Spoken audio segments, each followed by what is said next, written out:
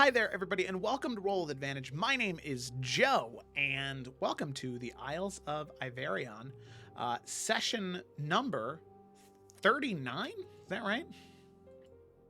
Jesus. Ooh. Yes. All right, look at that. Yeah. Session number 39, a broken seal. And we'll, by the end of the session, we'll know how many seals that is broken. Whether it's the one that Cassius came out of or if it's more. Very excited to get into today's session, so no need to dally. Let's go ahead and roll the intro and get right into it.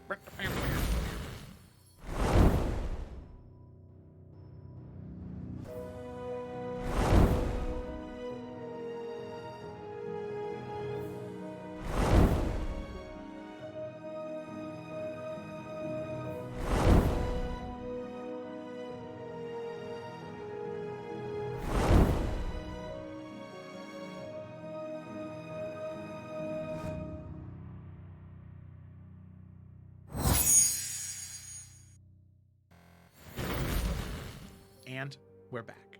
Hi there, everybody. So, as is tradition here on Roll with Advantage, the players do the summary as opposed to me. So, let's go ahead and let's get into it. So, doing the summary this week is River, I believe. Yes, it is. Alrighty. Yeah. River, whenever you're ready, go ahead and take it away. Summarize. Speak it plain, child. I will. Okay. So the group, we all got to the coast to go and try to rescue Lila Tatiana under the orders of Professor Finch. We got there and we saw some weird flaming dwarves and people in plate armor, although weirdly enough, considering all the Dawi we seem to have met so far were kind of undead, these ones were not. We did manage to go and save Lila from a cage that seemed to be sleeping in. Nalfium running up and being able to get her out by picking the lock, even though he's a dragon. Sorry about that. We speak really briefly with Lila and all introduce ourselves when Finch reminds us that we're on a bit of a time limit. So he seems to be acting a little bit weird, but okay. He goes to create a diversion as Lila insists that we need to finish what she started on this coast, looking into the Dawi and a constellation. We try to head in the direction of where she was, finding some ruins and meeting an interesting Dawi woman called Puabi. And there's a bit of a language barrier, which prevents Puabi from being able to properly explain what's been happening. But she manages to get across a few things, some things to do with the cycle, stuff to do with the end and the beginning and safety. She keeps repeating this thing about safety. Also about how her father seems to be some sort of king. We then take Puabi with us and continue traveling to where Lila had fallen down some sort of ravine. With a bit of convincing for some party members, since it's a pretty big drop, we all jump down and we find a weird kind of pocket dimension thing. We find a lot of sand. We find a huge skeleton as well, and some very big creatures, which are pretty scary. Which seems to be what Puabi was referencing as safety, but doesn't seem that safe. We find a weird ruin, which contains a very, very difficult puzzle that we are all able to solve, opening a door, making our way through, and finding something that we believe to be one of the seals of the 13 Forsaken. But as we get there and we find this thing, Professor Finch rocks up somehow, proving that he was sus all along, and reveals himself to be Cassius Finch, one of the 13. But just as he does that, trying to make his cool entrance, we also get another badass entrance, as Imriel, Sigrun, and the Dawi King, Puabi's father, turn up just in time for what is probably going to be a very, very terrifying battle. That is exactly correct. So with that, we will transition here to ye old battle map as we pick up right there. So all of you now standing near one another in this tight corridor, having just solved the puzzle and revealed beyond this room the seal of the 13, one of the 13 Forsaken, the Dark One's most trusted generals, in dealing with what he wants to do. Now you stand face to face with Cassius Finch, one of the 13. And as he says his spiel about what he plans to do, as River said, an axe flies through a portal, slamming into his back. The concentration on hold person drops Nalfian as he sort of rears his head back and sees exiting from that portal Enlil Bani, the radiant king of the Dawi, Sigrun, the previous queen of the Valkyries, and Rune Master Solvis Immaril. They stroll through, and with that, we are going to go ahead and dive into our combat here. So here's what I'm going to do. I am going to ask everybody to roll for initiative just because there are lots of people here.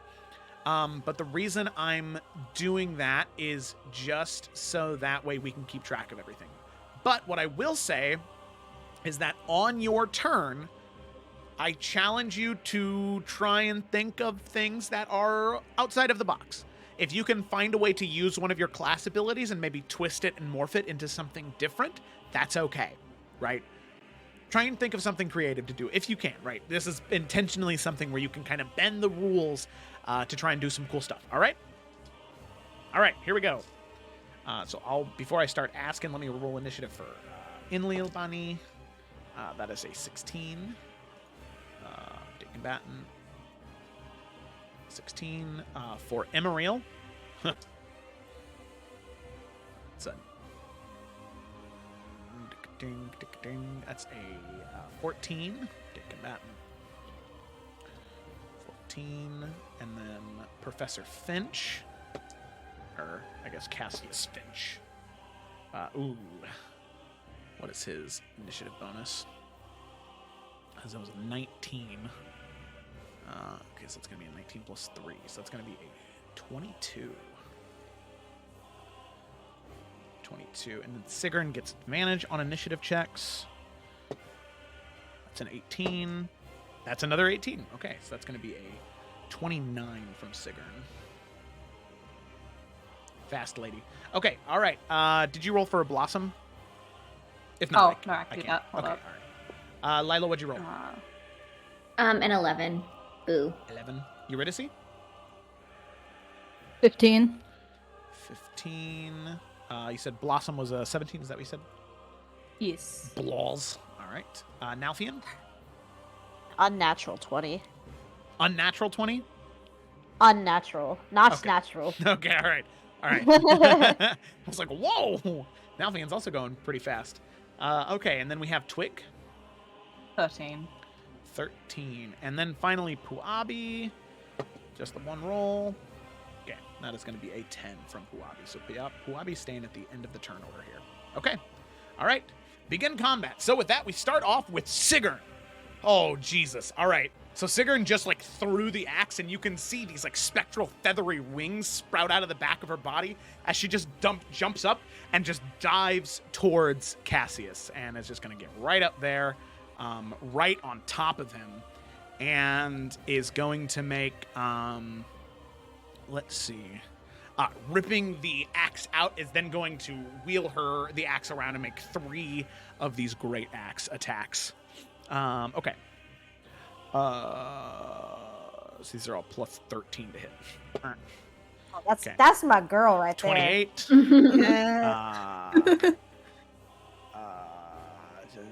19. And then that is a 30. So all of those are going to hit. And then that is going to be, let's see, 1d12 plus 4d8. All right, so, wow. Okay, so those are 3 hits. That's, oh my god, I should have thought about this beforehand. So 16 points of damage on the first one. 17 points of damage on the second one. 14, 16 points of damage on that one. Okay. Total. There we go. Okay. All right, so crack, crack, crack. these 3 different great axe swings just slashing and cutting into Cassius as he kind of throws his arms up. On the 3rd one, however, he is going to cast Hellish Rebuke at 6th level. So as that last cut makes it like carves through part of his arm, as that blood begins to trickle down and off, he just looks back up to her and says, "How about a taste of your own medicine?" And we'll flick the blood back at her, and she's going to have to make a dexterity saving throw. Ooh, that's a 3 plus 7, so that's a 10. That's going to be a failure. So she's going to take, let's see, what would that be? 7d10 fire damage. Ooh. Yeah, that's pretty gnarly. Okay. So 7d10 built to self. Clickety clack down the track. That's lots and lots of train. She takes 42 points of fire damage. Oh. Okay, so Sigrun. Okay. Okay, so she's, she's doing okay. She's fine. She's fine. My baby's fine. She's okay. She's good. Just kidding. Not my baby. No, stop. Continue. Okay. Sorry. Mine. All right, so that's Sigrun's turn. Ooh, okay, now we come to Professor Finch, or Cassius Finch's turn. So he just got hit all that time, and yeah, here's what he's going to go ahead and do. Let's see. Ah! No! Stop! Stop it! Ah!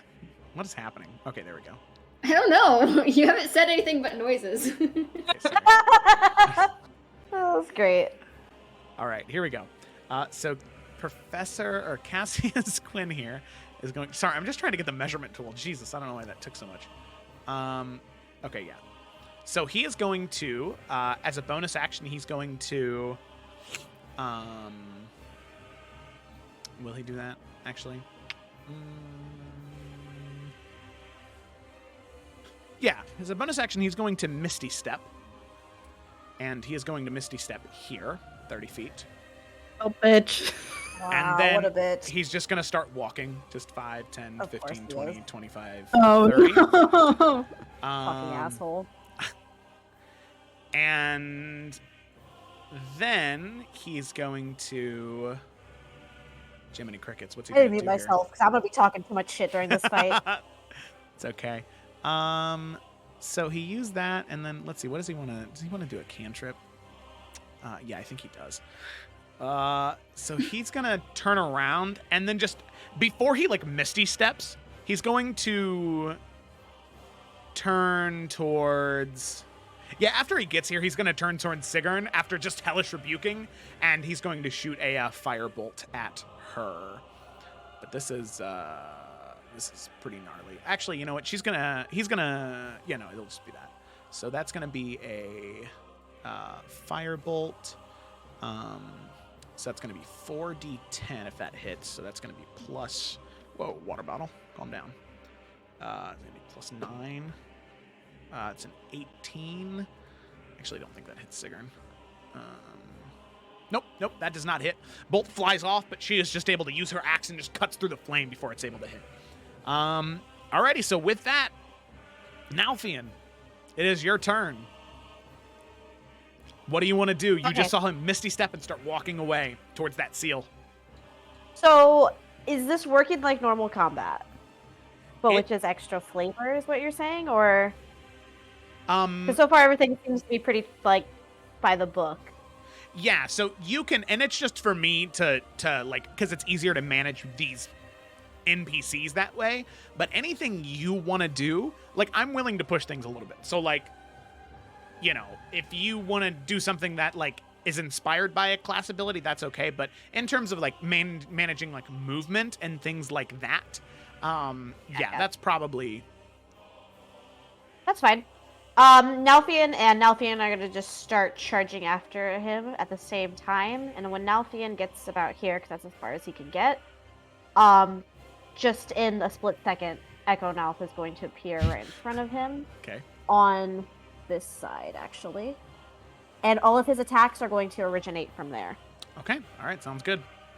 So you run past First attack. Puabi, Twig, and Blossom. Yep. Hold on. Actions here. +8. 21 to hit. That'll hit. Okay.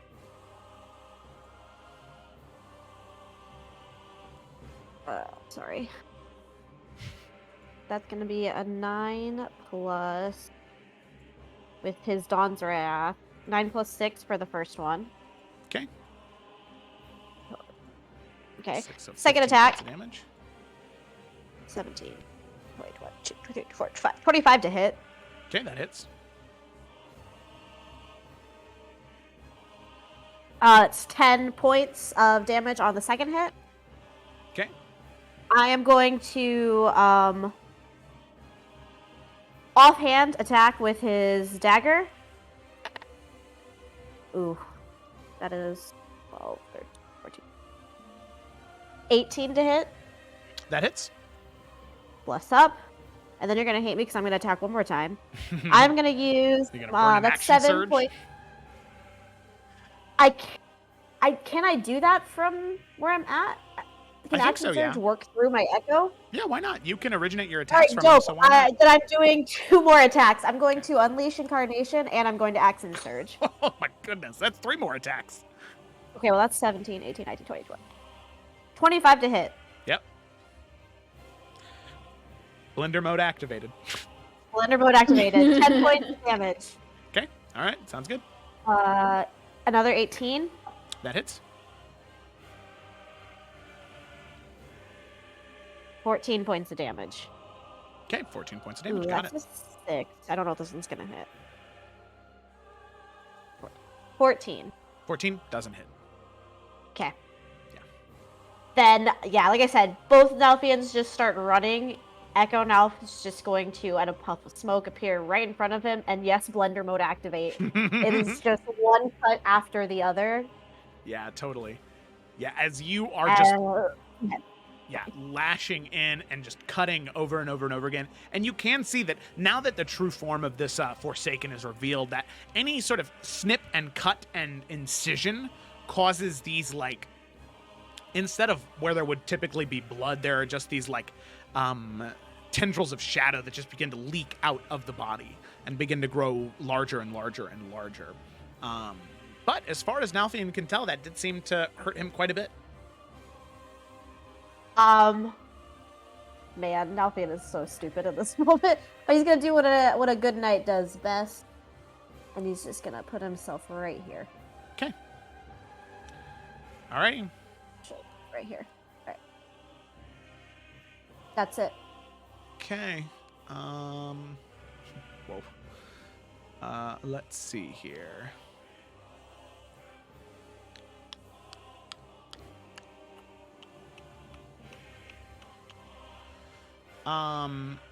At the end of your turn, Nalfian,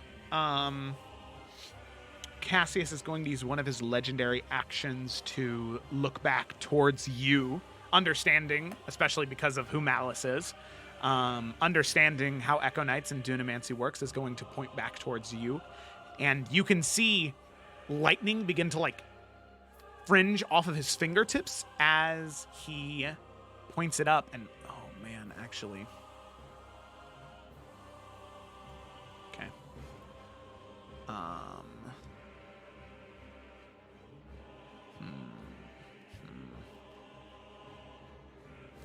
Yeah. So what he's going to go ahead and do is he's going to go ahead and point up and...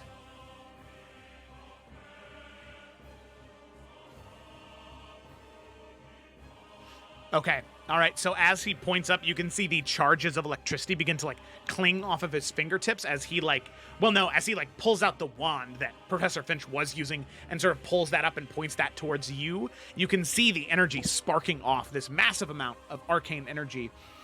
However, before he is able to cast, Emeriel is going to use one of his legendary actions, and he is going to cast a spell. He's going to Dimension Door in front of you, Nalfian. And then as he pulls it up, you can see the smile light up Cassius's face as he casts Chain Lightning. And you could see the sparks fly towards you, and then off of you to Emeriel, and then to... Dramatic stutter, please. Well, as you go to do that, you can see that Emeriel throws up his hands to counterspell, but only casting it at, or using enough spell points to cast it at 5th level.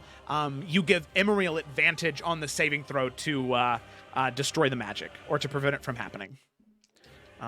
So that's a natural 20. All right, well, yeah.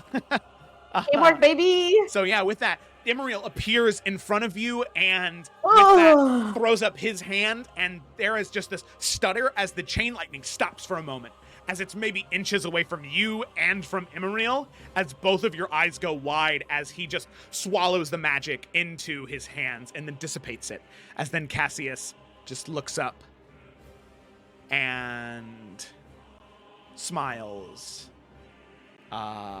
And Emeriel smiles right back.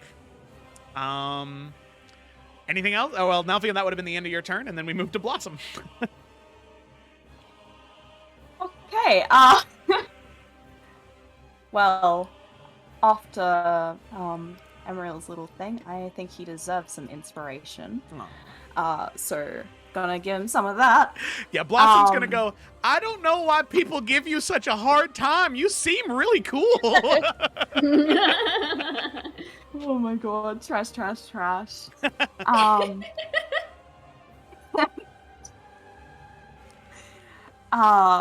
Emeriel's inspired. Because fuck it. Do I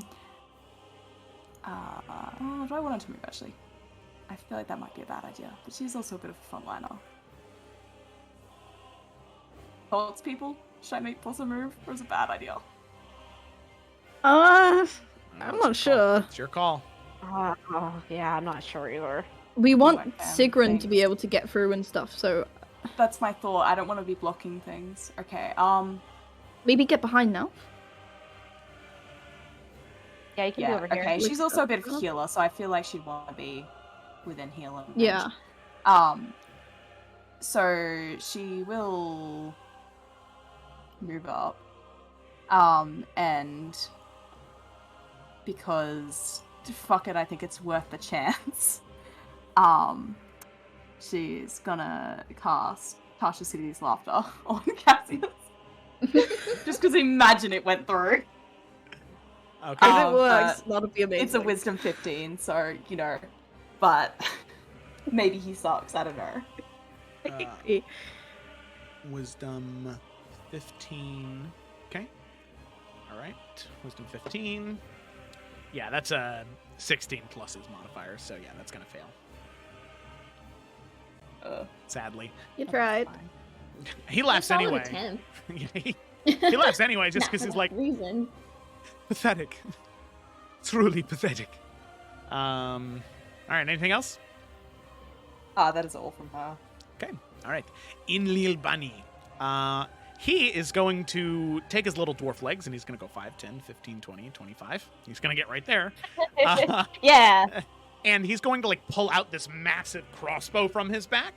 And you can see him slap a bolt into it as he lines it up, and you can see the bolt begin to glow white hot as the entire crossbow is vibrating. And he's going to take aim, and he's going to go ahead and take a sharpshooter shot at Cassius.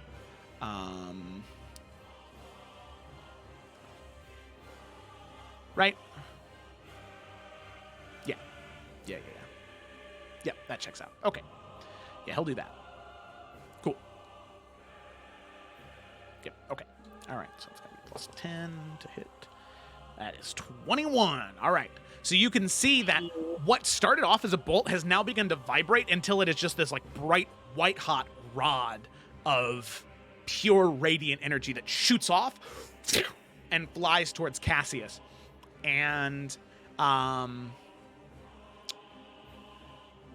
you can see Nalfion and Blossom being this close, and Emeriel notices this as well. There's a moment where Cassius throws his hands up to stop it, but then pauses and lets the bolt hit him.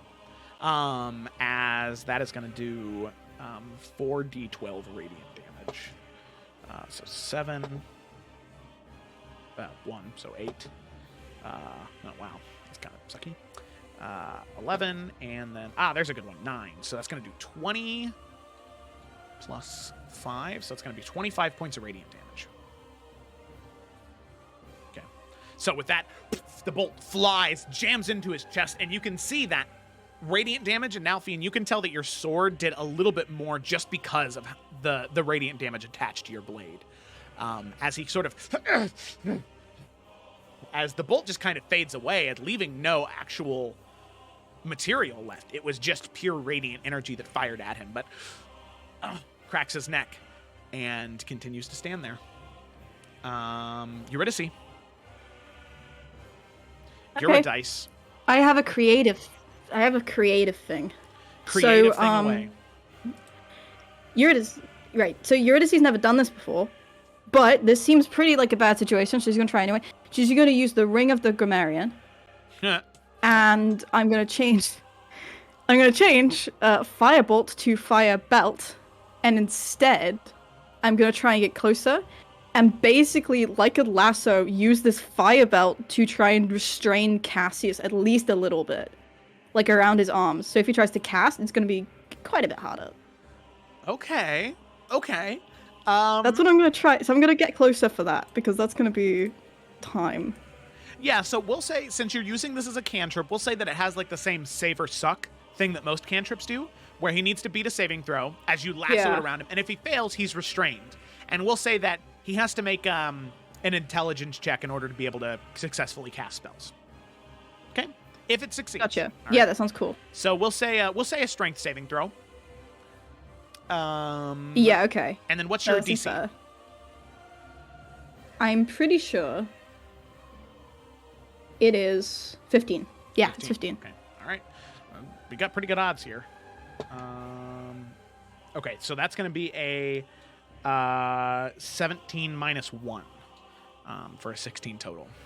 Son of a bitch! Yeah, he's not very good at those. So with that, the lasso, you attempt to whip it around him, but he just sort of flexes his shoulders and using some type of magical energy breaks out of the fire belt before you're able to really tighten the lasso and restrain him. I moved to the left. Okay. Hide behind Emeril. Hide behind Emeril. Yeah. Okay. All right. So with that, at the end of your turn, Cassius isn't going to use a legendary action, but he is going to say, Emeril, now 10 feet away from him, is going to say, very well, Emeril. Do it. I know you have the power within you. Try to destroy me. I know what you want. Make these adventurers proud of you. Make your son proud of you. But I can guarantee you, Emeril, no matter what you do, it will never fix the sins that you've committed. And with that, it's Emeril's turn. Emeril's going to make a little wisdom check here. That's a 3. That's a 3. But his wisdom's okay, but that's still You get the only... inspiration from that as well. Yes, that's a 3 plus 6 for his wisdom checks. So that is 9 plus a D8? Yes, should be. Okay. Come on. So that's an 8. That's a 16. Or 17 anyway.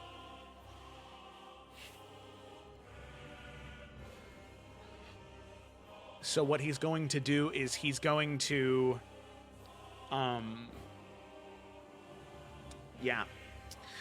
he is going to, looking at Cassius, and he's going to say, I may never forgive myself for what I've done. And I've grown to live with that. But I will not let you use me like a pawn. And he is going to, calmly, not going in excess, Emeril is going to target it at him, use an 8th, or let's see, how many spell points would that be? A lot of spell points. There you go. spell points. Here we go. Is going to use 11 spell points to cast Sunburst at 8th level. Hey. And as he does, let me go ahead and drop Sunburst in here, just so I can have it. Oh god, he has so many spells. This is stupid. All right. Okay. So Sunburst is going to yeah. So Cassius is going to have disadvantage on the save because he is technically undead. All right. So he's going to cast that. That's going to be 12d6 radiant damage. Okay. So that is going to be 45 points of radiant damage. And as Emeriel conjures this ball of light in his hands and flings it towards Cassius, Nalfian, Blossom, and Eurydice being catty corner, Cassius, you can see that moment where he had stopped earlier to try and prevent the bolt. This time, his arms follow through, and he's going to use his reaction to redirect spell. So as the sunburst flies at him, Cassius smiles. Can Nalfian do anything to stop that? Echo Nalf, because he's standing right there as a reaction. He has Sentinel, but I don't know if this counts as that. Mm-hmm. He's casting the spell back, so he is attacking an ally, and Imriel's next to Nalfian. I don't know. That's your call. I could shut up. No. You're good. What I'll say is make an attack, and he'll have to make a concentration check. So if you hit, roll the damage, and then he has to make a concentration check to try and maintain concentration on the spell. I rolled a 17.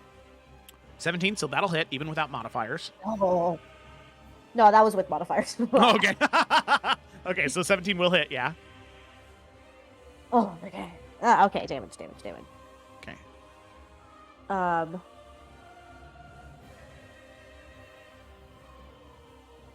14, but plus the Dawn's Wrath is going to be 10. So 24 points of damage. Okay, 24 points of damage. Okay, so with concentration... Yeah, so with concentration, it is half of the damage taken is the DC, so that would be 12. And he does have the Warcaster feat, which gives him advantage, but because of the Radiant, that is really distracting to him, so that would be disadvantage, so it'll cancel out, and it'll be one straight roll with a DC of 12 as a concentration check. So if he fails, the Sunburst will detonate on him, and if he succeeds, he'll be able to redirect it, all right? Okay. Regardless, that still is 24 points of damage.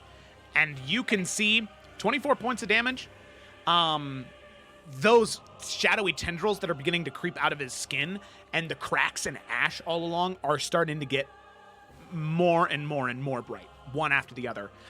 It's really starting to seem to tear down on him. Okay, concentration check. Let's see. Straight roll. What does he get for concentration? Okay, so he's got +5.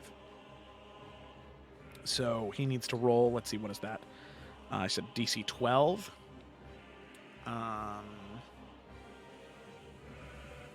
So he needs to roll an...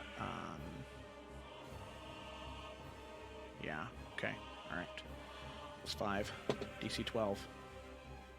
Okay. All right. So that is a 10, +5, 15. So that is a success. Okay. So, Nalfian, you do cut into him, and you can tell, and Old Man Nalf can tell, that he is definitely not doing great right now. At the end of the day, he still is a wizard, right? A D6 hit die. So he, even with the blessing the Dark One has given him, this is not his preferred position in battle.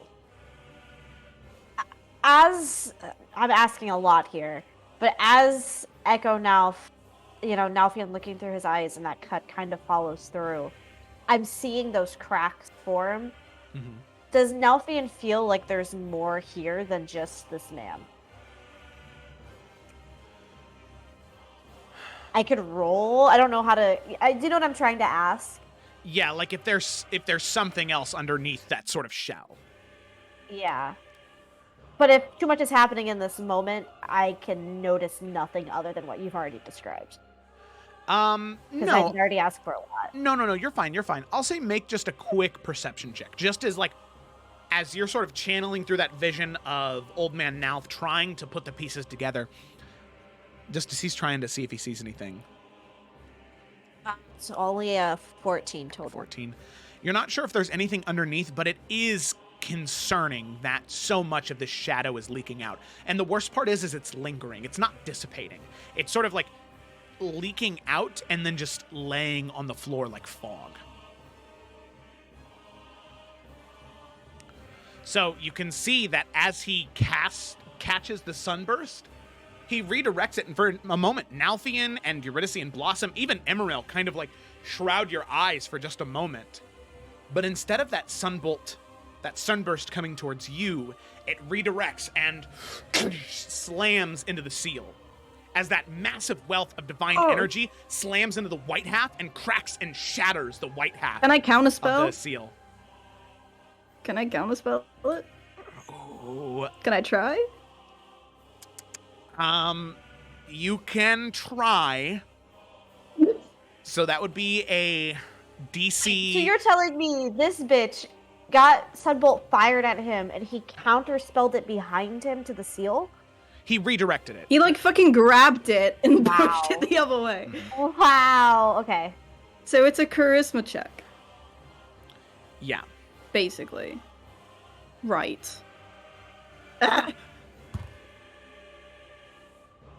Okay. I wanna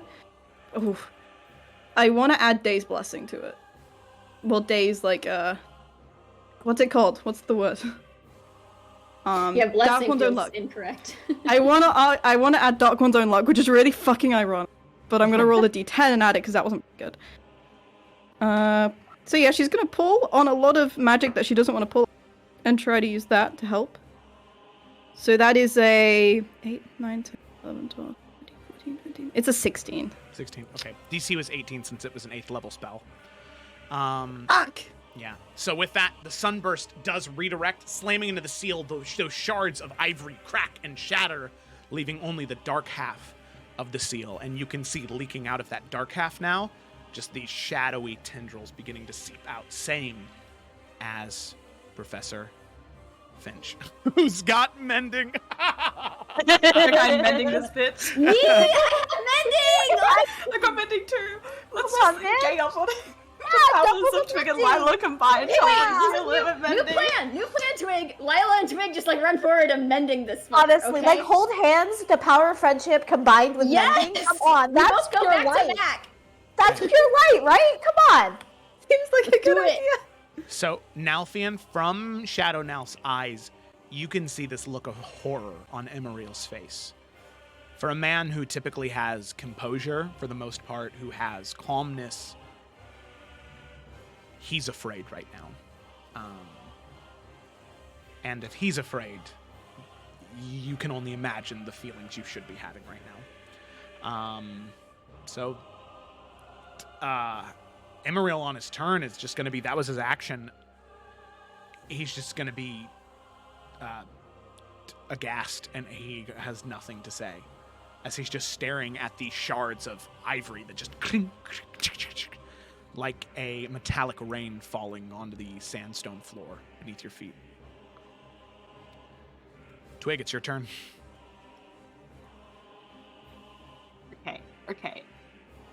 I know we say it in jest, but would mending have any effect to try and fix things here? No, because this is like, it's like a 12-foot in diameter seal. It's big. So mending is typically for small holes or small scratches or tears or breaks, like a spoke on a wheel Okay. breaking, you could use mending, but this is like thousands of tiny pieces. Okay, that's okay. Well, I don't know how to help here, but,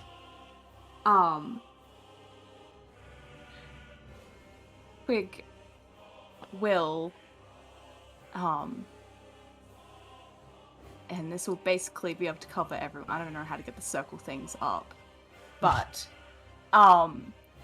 since it's got a 30-foot radius, it can get everyone. So I can just, Anyways, words. She is going to summon forth her spirit totem, or one of her spirit totems. Okay. And it's just gonna be this lithe little fox with these, I imagine, very beautifully glowing green eyes, reskinning of the hawk spirit. And essentially everyone besides obviously Cassius, because fuck him, will have advantage on attacks and perceptions. And that is, I feel like, the best thing I could do to contribute. And other than that, since it is just a bonus action, not knowing, I guess, what is behind this seal thing, Twig will just have Entangled just at the ready, just, in case either Cassius is going into it or something is coming out of it. I don't know if I can have an option thing like that. But if there's any movement, I guess, with the seal, like, for a person, then, yeah, she's gonna have that just ready to just pop off. Okay. All right, sounds good to me. And she is also gonna get the fuck out. Or at least a little bit back. And yes. Okay. Alrighty. Or actually, I shall amend that to being actually able to see this shit, because I feel like that makes sense. Anyways. Alrighty. So, with that, Twig, we move then to the end of your turn as you ready that spell. And we move on to Lila's turn now. Okay. So is this marked off space with the red a ravine or a wall? It is a wall. So this is just a hallway right here. Damn it. Yeah. Okay, so my plan's it's not as good, but so with Lila coming forward, like about here,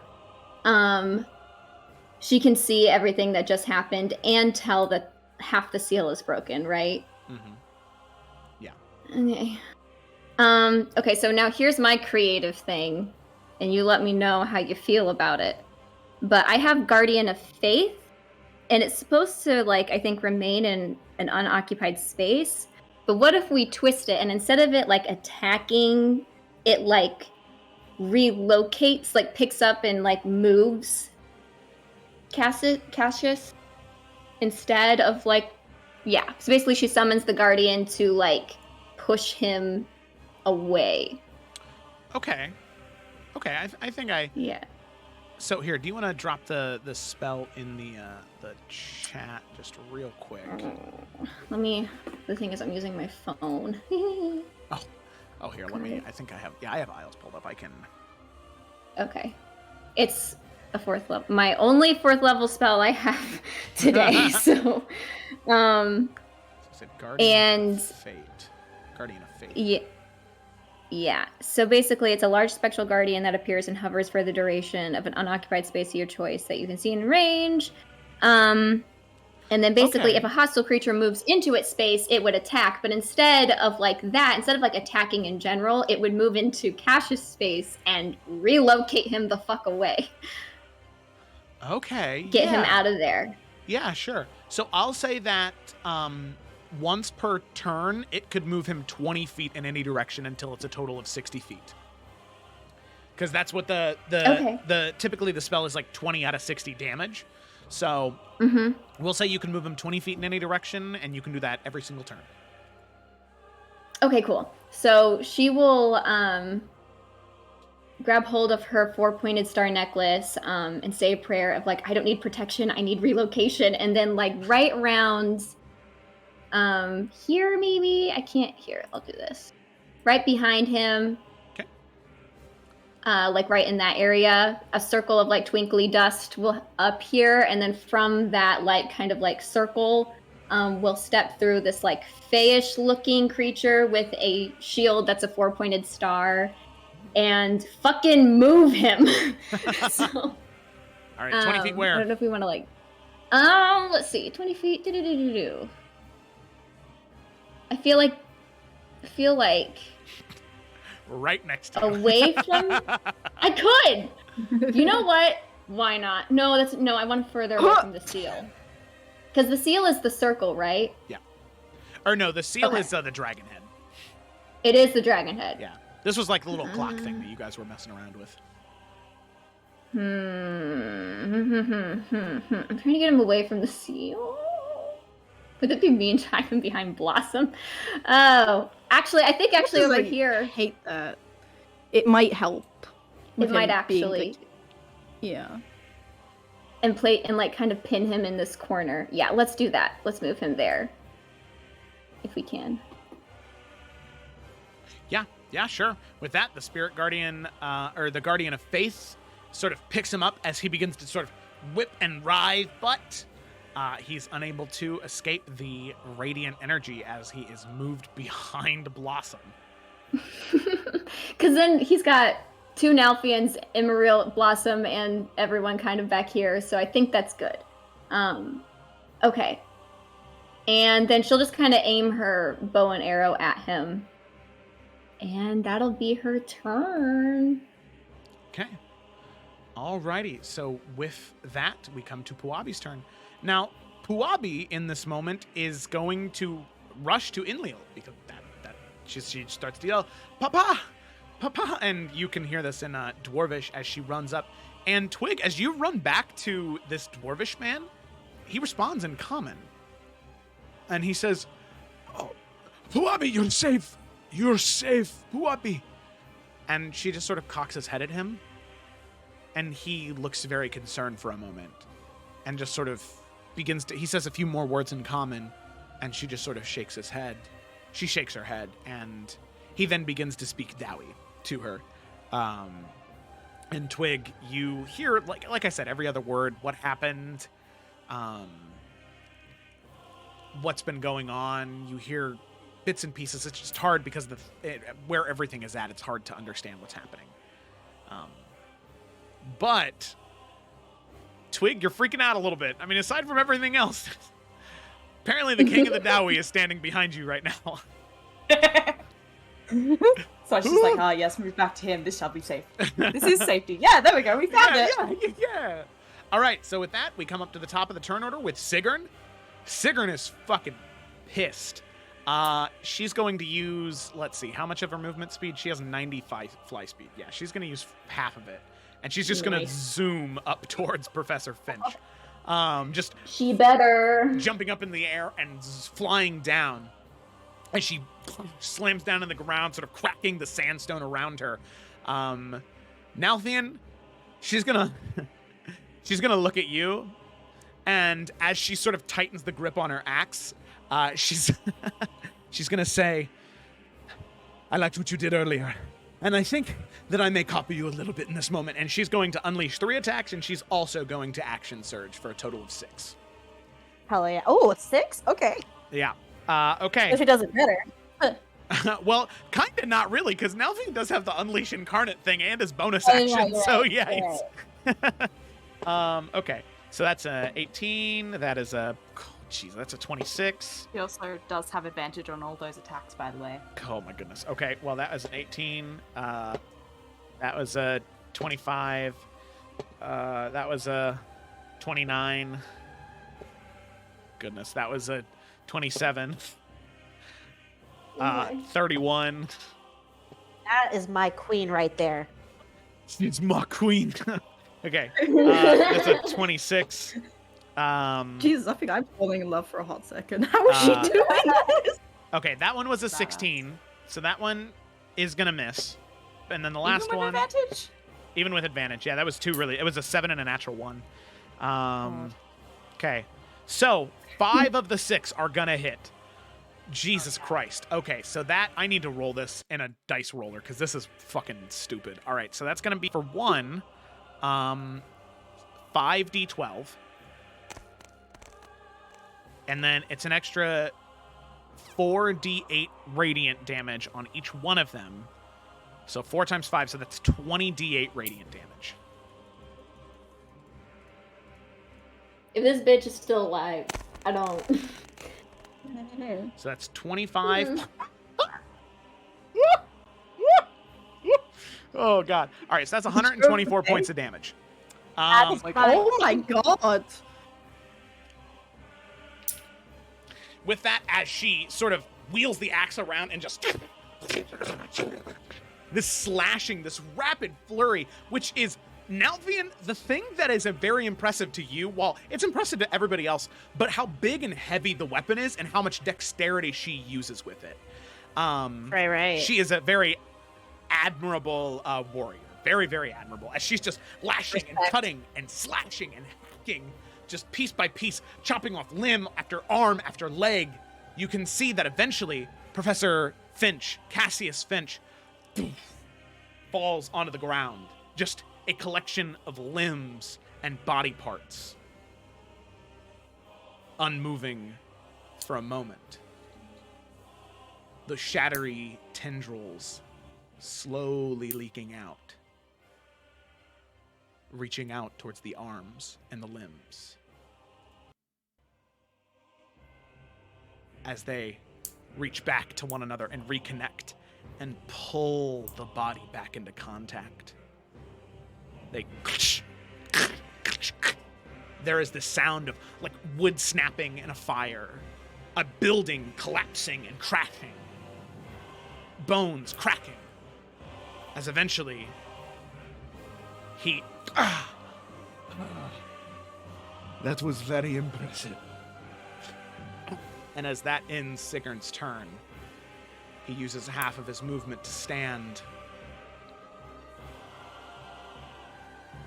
as he is going to reach up towards the door.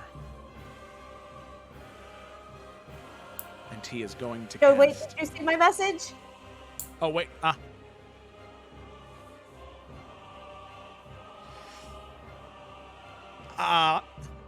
You can say no. You can say no. Yeah, You can say no. because of how the seals were created, no. Okay. Yeah, sorry. No. I'm sorry. Go ahead. No, you're fine.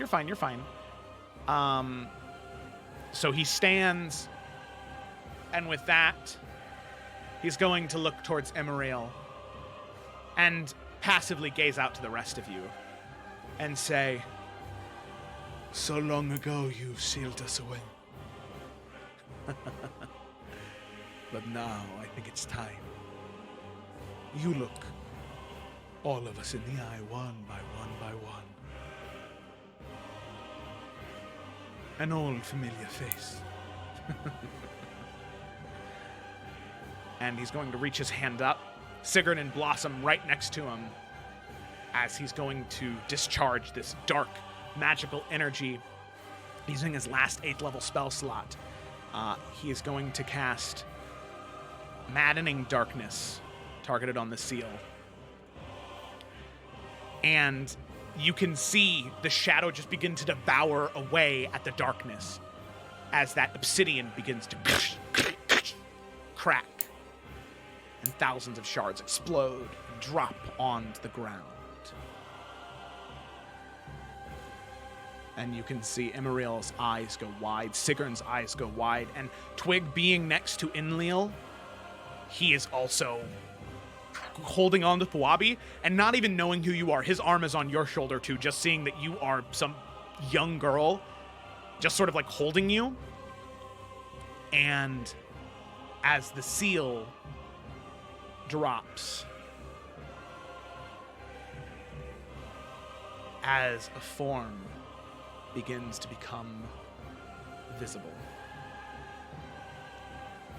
At first, there is just this steam and darkness and shadow that explodes across the room.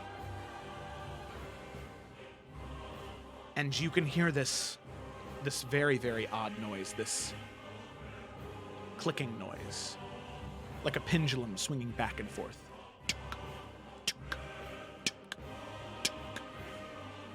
Wheels, clockwork mechanisms.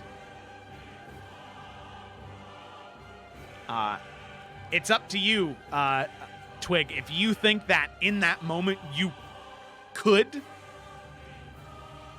or if she would be I too feel like afraid she'd to want do to so. try. Okay. All right. Like, you know, there's fucking a Dowie right behind her. She's got to look cool somehow, you know? Yeah. Okay. All right.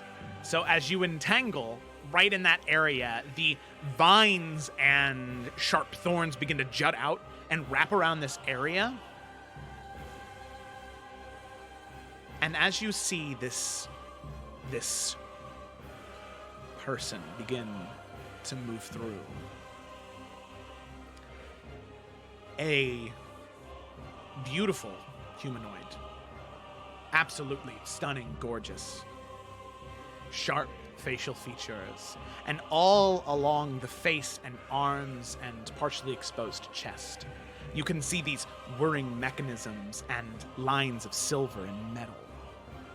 This half humanoid, half machine mechanism of beauty.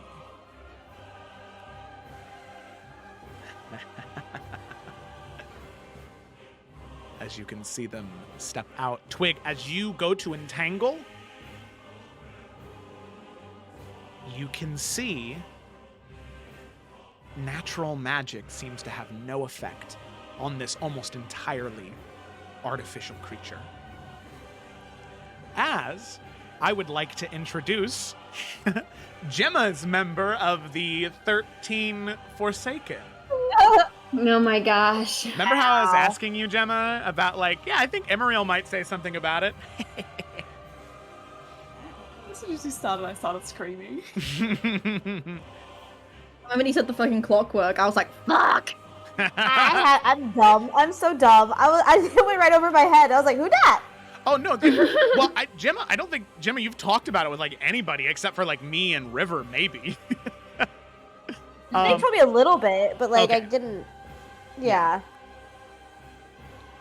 So with that, as the person drops to the ground, and you can see Finch looks towards Emeriel. And Emeriel looks towards you, Nalfian, and Lila, and Eurydice, and Blossom. And he says, "Run. Right now. Leave." And in this moment, as it, right at the end of Professor Finch's turn, back towards where Twig is, he's going to point his hand back there. And Emeriel is going to, he's going to go ahead and cast Plane Shift, but he's going to maintain concentration on it back there, and sort of open a portal. And he says, "I can promise that we'll take you to safety, but you must leave now." And he's going to hold that and maintain concentration on that. Nalfian is turning, grabbing whoever by the hand he can grab, and forcing them across through this hallway first. So Blossom, Lila, and Eurydice, being pushed through the hallway. Okay. And as soon as they're in, he'll go after them. Okay. And then just Is look at that Iverion not fucking coming as well? Is he coming? So, Nalfian will say that as you grab Blossom and Lila and just sort of push everybody along. I mean, if everybody's going, we can say that you all willingly begin to be pushed by Nalfian and make your way towards this area. Yeah, that's fine. Okay. All right. Mm-hmm. So with that, all of you begin to be pushed. Twig, you can see that this entire time, Twig, as that happened, there was a brief pause to the conversation between Enlil and Puabi. But Enlil sort of staring up, eyes wide, same as Sigarn. Enlil just looks down to Puabi and then looks at you, Twig, and he's about a little bit shorter than you, honestly. He's maybe 4'6", 4'7". So kind of looking up to you a little bit, Twig. He grabs your shoulder and says, "Keep us safe." And looks down to Puabi and says something to her that just says, "Go." And that's a very clear translation from Dwarvish. And Puabi just sort of looks very confused and just sort of grabs his hand, and he rips his hand away and begins to shove the 6 of you in. As a last thing, before we run, Yuri's gonna try and help out the best she can everyone who's staying to apparently fight whatever the fuck's going on. And she's gonna just try and rip her arms up and cast Wall of Flame right where this new guy just fucking appeared. Okay, yeah. So the wall of flame erupts right in front of that, in front of Mezin Kelnos. And as the wall of flame erupts into the air, just cackling around, you can see, caught by surprise, the flame begins to lick off of their arms and begin to singe parts of the metal. But you can see just a small a hand moving through the flame first that twists towards where all of you are. And for a moment, you sort of flinch that the magic is going to affect you. But instead, with the 6 of you here, is the mechanisms behind you begin to move with life. As these centurions, these massive statues, begin to crack fuck. and move as all 4 of them begin to We are leaving. step towards all of Let's you. go. Nalfian is literally like pushing people, picking up Twig, throwing her over his shoulder, and fucking yeeting out of here. Yeah, and at this point you can Everyone- see, throwing them through the portal, you can see all of them, like all 3 of the people that are here, now that there is so much magic happening, the weave and the winds of chaos just so aggressive in this one spot. You can see Cassius begin to like coast up into the air along with Iverion, and you can see Sigrun does the same, floating as everybody is just moving in this chaos. Enlil, the little bit that you can see of him, he is very wide, he's a very big man, but you can see that he's rather dexterous, and like as these giant dwarven centurions are slamming these giant hammer hands down towards him, he's just sort of tucking and rolling and firing that crossbow up towards them, throwing these daggers that, like, as they throw up, the pommels begin to vibrate with this red hot energy and explode within like the joints, sort of cracking and breaking, as you can see all 3 of these people doing what they can to fight against 2 of the 13 Forsaken. As all of you move and step through the portal, the last thing you hear is Sigrun, at the top of her lungs, yell, "No! No!" as you step through and fade away, and you begin to fall through time. And with that, you appear in a sanctum of some sort. Magical illumination floating throughout the air. You can see a desk and tables and chairs, bookshelves, small arcane items and experiments floating around, as you assume this to be Iveriel's sanctum. And on that note, that's where we're going to go ahead and take a break. All right. That was fun. It's a good time. That could have gone, I guess, worse. You know, like I feel like we did everything we could have possibly have done in that moment. I agree. Yeah, Yeah. no, of course. Yeah, like you guys, like, were very, very, very effective in that moment. And I know that it might not have seemed like, but you definitely, you did help. And there will be positive consequences to your actions. Yeah, because like if anything, it's kind of Emerald's fault that the seal got broken. Well, Well, really yeah. it's his I didn't know if it ass. was like Everything's his common fault. knowledge that you needed radiant and necrotic damage to unbreak the seal, so I wasn't gonna metagame, but I was like, no, in my head, just like, no, I mean, like, Emerald. It was obviously not a purposeful thing. No, but- yeah. Yeah.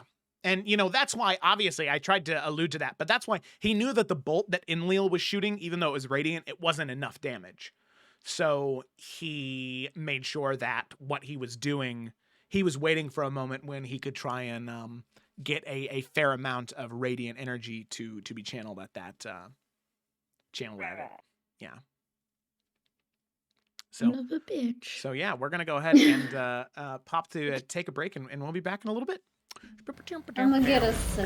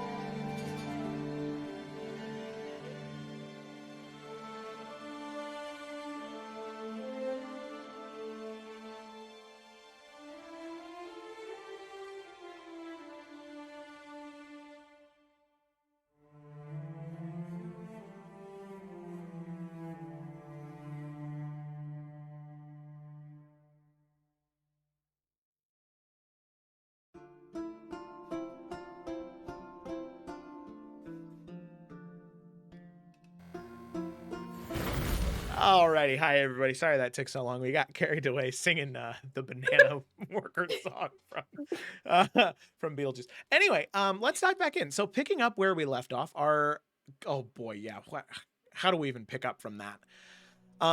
So picking up from where we left off, our group of adventurers had found their way into a pocket dimension of the Dowie. The Dowie being this group of dwarves that existed long, long, long ago, at least as far as the party was aware of, who had been responsible for aiding the Dark One so many years ago in the destruction of many, many places, not just in Eridane, but in the world of Illica itself.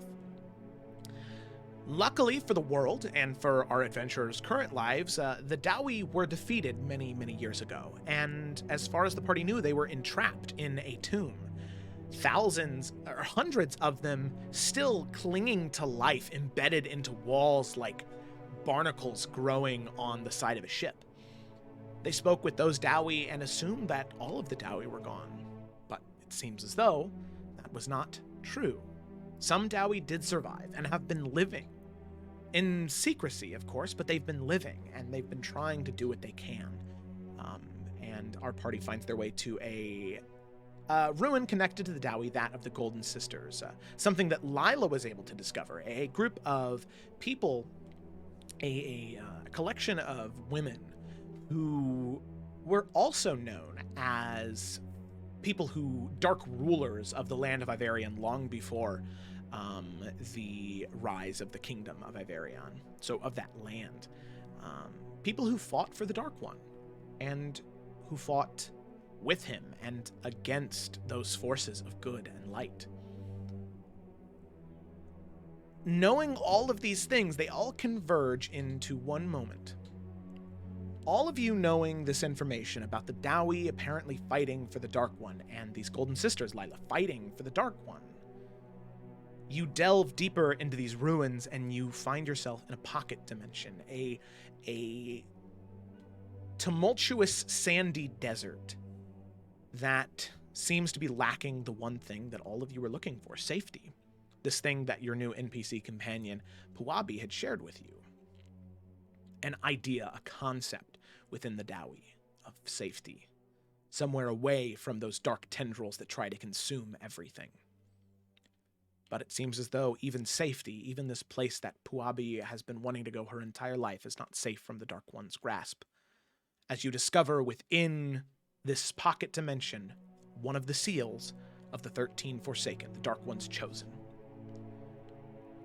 In this moment, you are attacked by Cassius Finch, one of the 13 Forsaken, who attempts to break the seal and succeeds.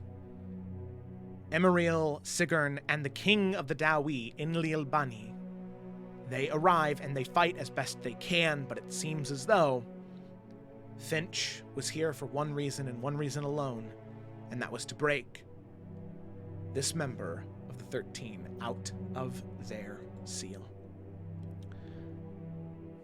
Upon that member of the 13 being released, Emeriel looked to all of you and told you to run, to get out, not knowing if they would succeed in their fight.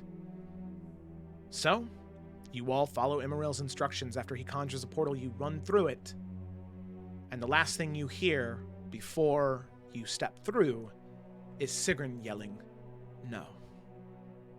Panicked and upset. So, with that, you step through the portal and you find yourselves in a sanctum. What seems to be another trans-dimensional pocket. You can see in the windows, the light that is bleeding through are from these seemingly like astral bodies floating out above you, giving these tints of blue and purple that sort of cascade over the entire room.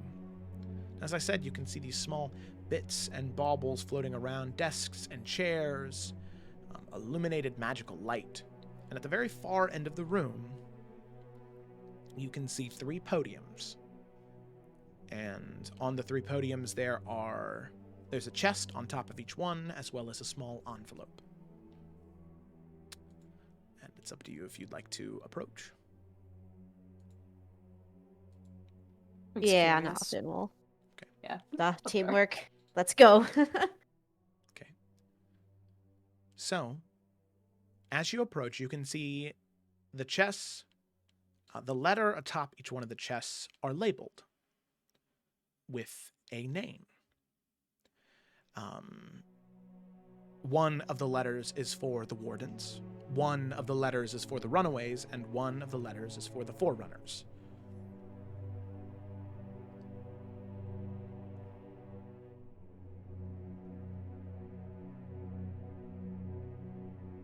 Interesting. Those are some weird names. Yeah. Yeah, the fuck are these guys? I have no Uh, idea. Nalfian will pick up the one he feels is could only be those. So, there is no writing on the letter, but instead, there is a voice that begins to speak out from the paper. And it speaks thusly, in Immaril's voice. This is for the Forerunners of Fate. Those being Twig, Nalfian, Eurydice, and any other companions you may have with you here now. If you're reading this, I don't know exactly what has happened, but I am unsure if I will be able to return to send you back to the right place where you belong. However, if this sanctum is still here, that is a good sign. Inside the chest, you will find 2 scrolls. Eurydice should be able to use them. One of the scrolls is sending. Use that scroll to communicate with a woman named Talitha Renfear. She's another student of mine. Inform her that you will be using her teleportation circle. She has a small home in West Hollow, right on the western edge of the northern peninsula of Iverion. Then the second scroll is that of teleportation circle. Eurydice, you should be able to use that one as well. The runes are there for you. All you have to do is fill in the blanks. If you go to her, she'll be able to give you everything you need to head on your way to wherever your mission may lead you. Whatever situation you've just exited from, I'm sorry that you were ever put there in the first place. No one deserves or should be forced to stare down such things. But if you are reading this, I'm glad you've made it. And I'm glad you'll continue to fight another day for the light. And that seems to be where the letter ends.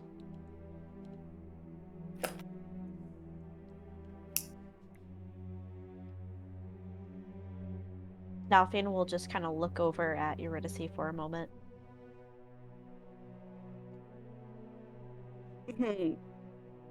She's very overwhelmed. So she is gonna say, let's just take a minute. Just a second. Please. And then I guess we're gonna go wherever we're going.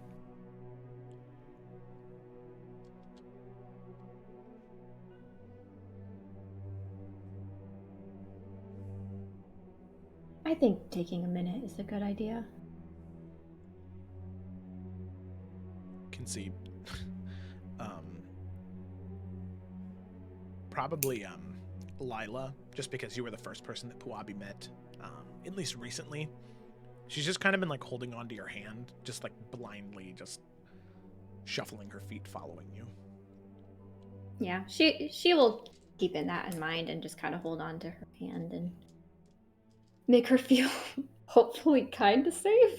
Even though Lila's also like, what the fuck is going on? So Nalfian will kind of like sit on a table, just kind of like overwhelmed as well with information. And he's just gonna kind of like rub his face and just say, all right, so let's lay out what we know. Right? So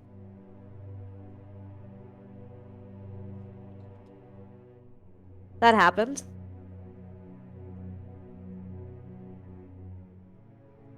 I think we have one thing that was answered. Our architect has been revealed to us,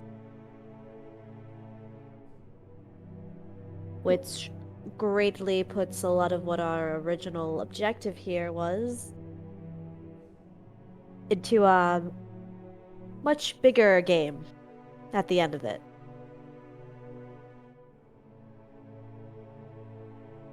Right? So Can we are you- safely assume that House Markhold is clearly and obviously working for whatever the hell this Dark One is? He'll look at Lila. Clearly cutting her off, he apologizes. No, you're fine. She was just gonna be like, you refer to this architect, and I'm assuming you're meaning Finch, but what do you know of this architect, and why have you been hunting him?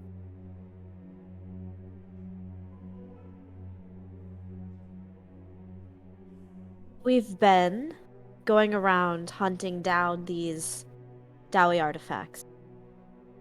These artifacts have a lot of different types of dangerous power if left to the wrong people. And whatever this House Markhold is, they are trying to gain power again using these artifacts. Clearly, along the way, there have been forces trying to stop us. Your friend, Cassius, seemed to know way more than he should have about what we've been up to.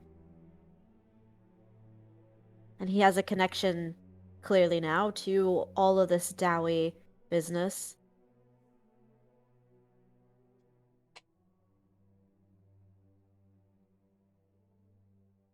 This is the first we've met, but all signs point to him.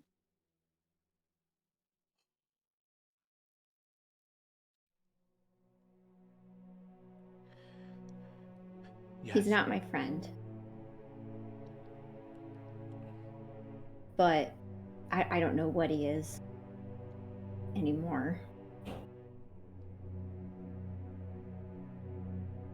But everything you're saying sounds right. I want you guys to know I had no idea. Not a single clue of ever knowing him. So I just wanted to make sure that was clear. It was apparent. And I apologize. No hard feelings, I know. Sometimes it's often the people that are closest to you who are the ones with the dagger in your back. And I'm sorry he did that to you.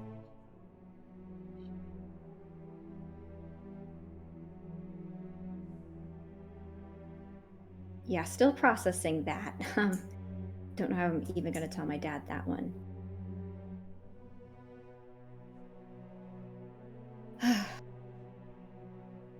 And she will like take out a chair for Puabi and then another chair for her so that Puabi and her can also sit at this table that Nalfian's at. Yeah, and she'll kind of mosey over to it and pull herself up and just sort of sit down and stare at the table. But so you guys have been following this for a while at least. You might even have maybe our information put together can like help each other out. I don't have that much. I really only started learning this stuff about a month ago, and I didn't know how bad it was gonna be. Well, honestly, I don't think any of us did either. We knew it was bad, but I think this is a little different.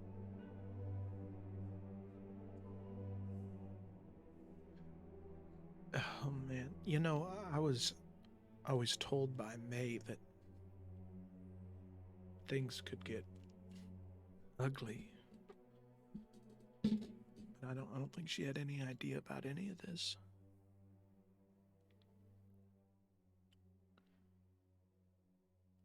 How bad it's gotten.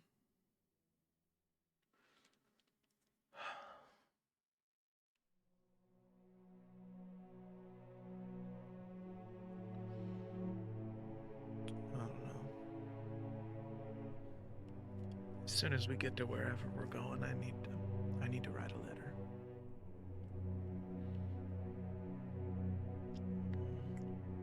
And I need to communicate with her, and I need to send a letter to Alonso.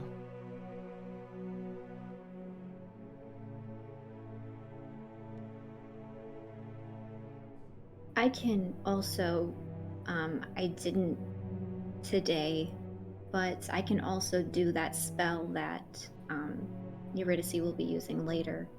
If anyone wants to communicate with anybody, I definitely need to talk to the college, but just wanted to extend that to everyone.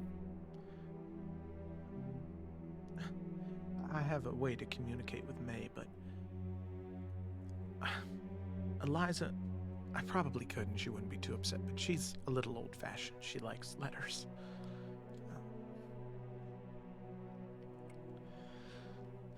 Lila will kind of smile at her when she says that.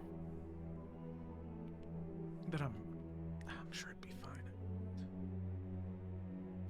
And I'm sorry if you all don't really want to talk about anything right now, if we just want to unwind, but I do have a ton of questions. If you're willing to answer. I think now's the best time to get it all out. Great, because I really want to know. How are you all? So we all know why I'm wrapped up in this. Why are you guys? Like, how did that happen?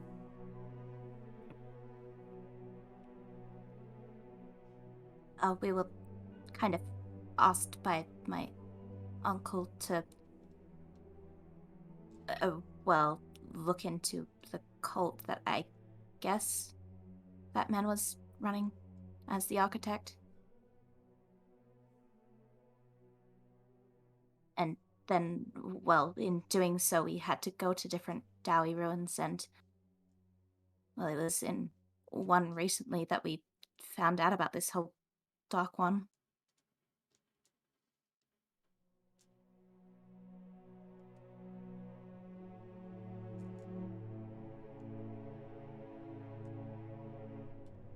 That makes sense, and I'm sure House Markholt is a problem for your house as well. Am I correct?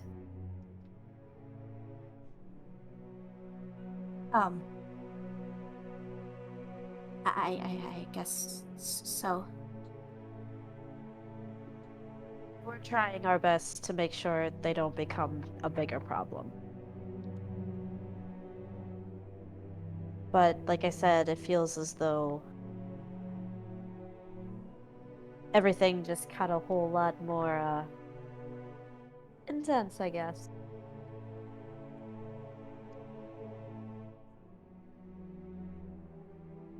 So you don't know much about this Dark One or the 13, mostly just the Dowie?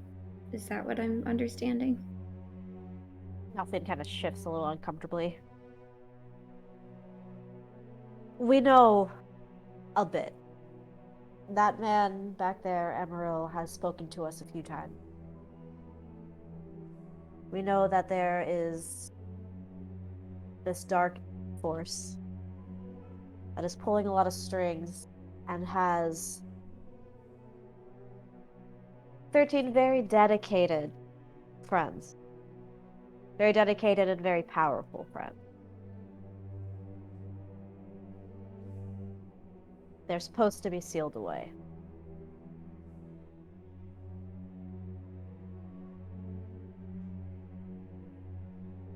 But now we know 2 aren't.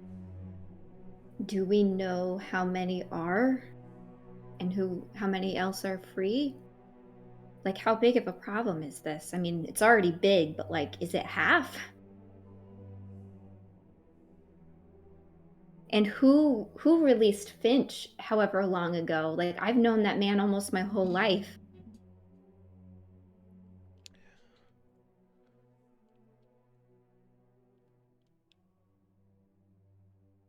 Well, Joe, I just sent I you a mean, surely message, if by the way. it's so Oh, you did. long, Okay. then chances are it's not just the 2 of them, right? I mean, I doubt it's just the 2 of them. I just didn't know if we knew of any others. It's not just the 2 of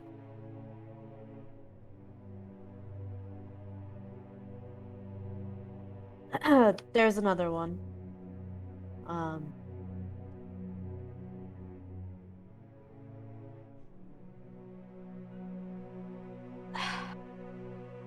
There is another one that Emerald only recently told me about as well. The last time we spoke before now.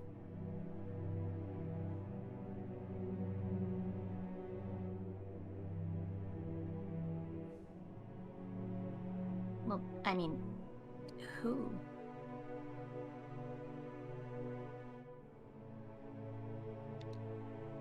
Mother dearest. Malice Bainier. My mother.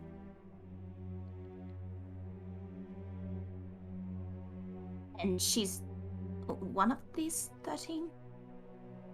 Yeah, apparently so. I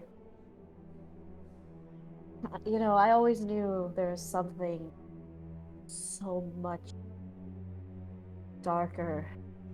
I didn't think evil could exist in such a form. Fuck, was I wrong? According to Emerald, yes. And do I believe it? Sure explains a lot.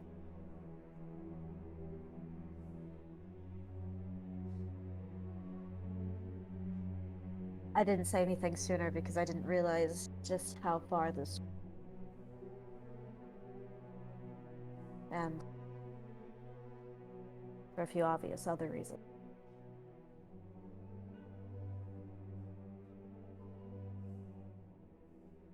And she's been released for probably longer than Finch then, right? Since she's your mom?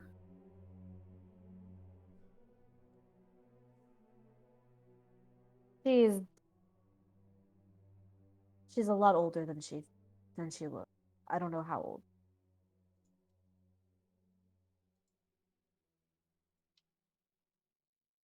There are some more too, I think, that may have just got released more recently. I'm not sure. We have contact with other people who are... I'm not sure if it's Dowie focused, but they're also looking into the Dark One. Her name's Bianca. I've talked to her a few times. Once, really. And she mentioned that there are some other ones as well.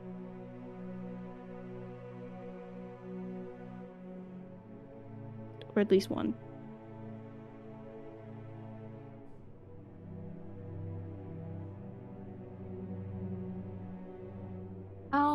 The Sanctum Riot, is Yeah. it just like books, or does it seem like there's like, I guess, personal writings of Emerald himself as well? I don't know if I want to have a little bit of a sticky beak. Yeah. Make an investigation check as you're looking around. It's all Oh, okay, that's good. That's it's all fan fiction. That's a It's- 25. It's Friends fan fiction. It's just all I just want to get the vibe, because obviously I've got library rats, so it's just like, it's not just like, this is just like a library, like it's, I guess, a form of like study or something as well. Yeah. So, let's see. 25, you said? Yes. Okay.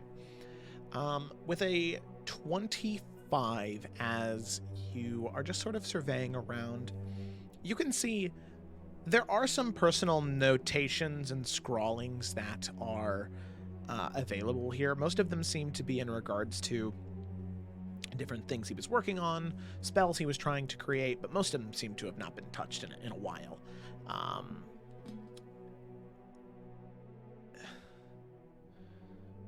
Okay, so if There it's not is- just like, published books, she Yeah, does want to cast Alana's Library Rats. Okay. And just looking for those keywords, I guess, off like, anything mentioning seals or the 13. Okay. And she can get off. Okay. 2 rats to find 2 different books.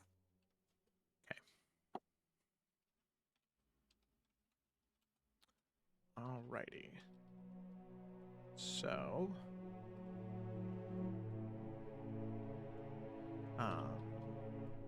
I would say that,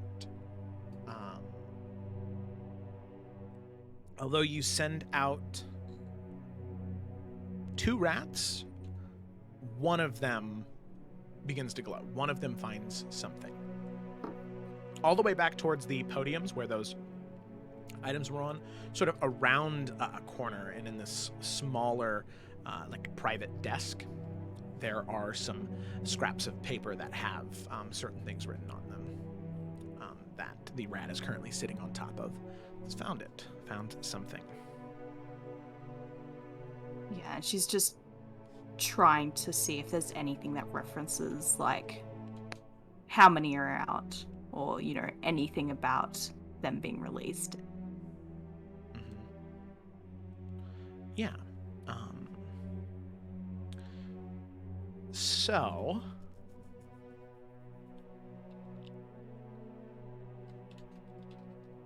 sorry, I'm just trying to think here. Okay. So, in the piece of paper that you find, you can see that Iverion notes in this one small piece of paper that he knows of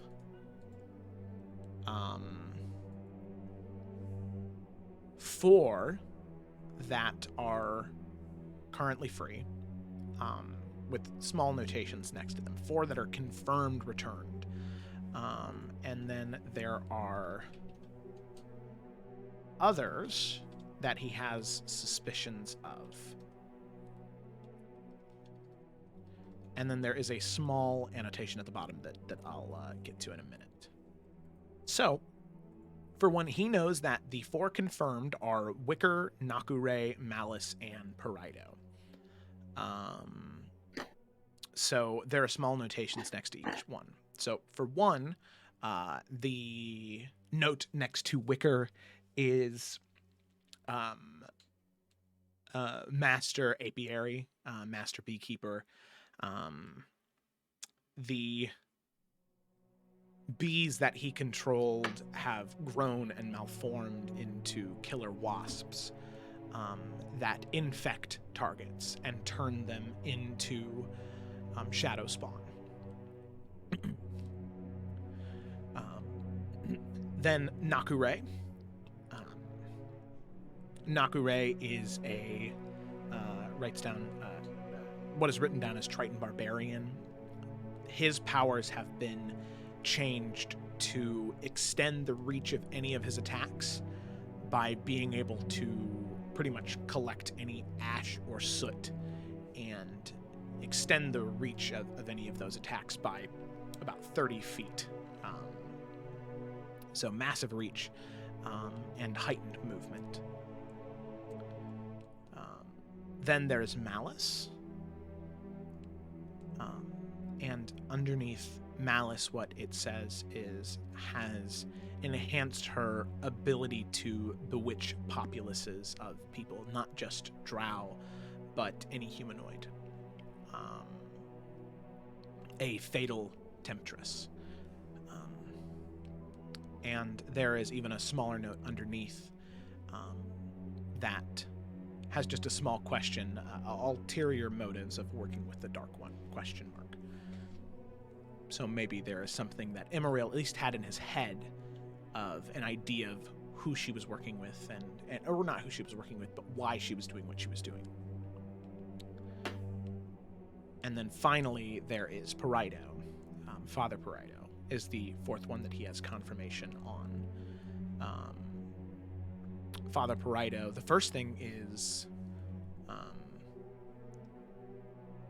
if my memories are true, an old friend and a comrade in the first war against the light, or in the first war for the light, sorry, against the darkness. A masterfully powerful cleric, most likely the one who has been breaking the seals for the Dark One. Then there is one that he alleges is free, that he assumes is free, and that is Cassius, so that is confirmation. Then there are two other notes. For one, he knows that in his possession, he has the only seal that is mobile. And he denotes that it is in his sanctum, and it is the seal for Lorokan, the Goliath that served the Dark One. And then finally, sorry, this is a lot of information. Finally, there's one final note at the bottom that says, the most concerning thing is that in connection to all of these events, any information broker I go to, any knowledge I collect, they all say that a high elven man with golden hair and purple eyes was there.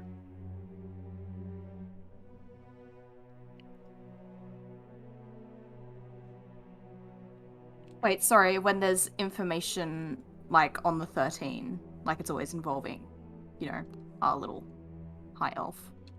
Yeah, so in any of the information he sort of confirmed related to any one of these members of the 13, he had somewhat confirmation in one way, shape, or form, whether it be a rumor or some piece of information, that apparently people said that he was there.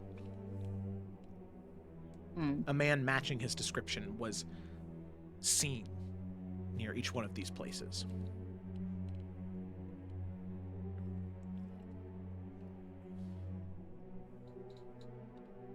Yeah, I mean, she'd be obviously sharing this with everyone else. That's weird. I don't know many high elves with purple eyes. Does he have family? No, but he has copies of himself.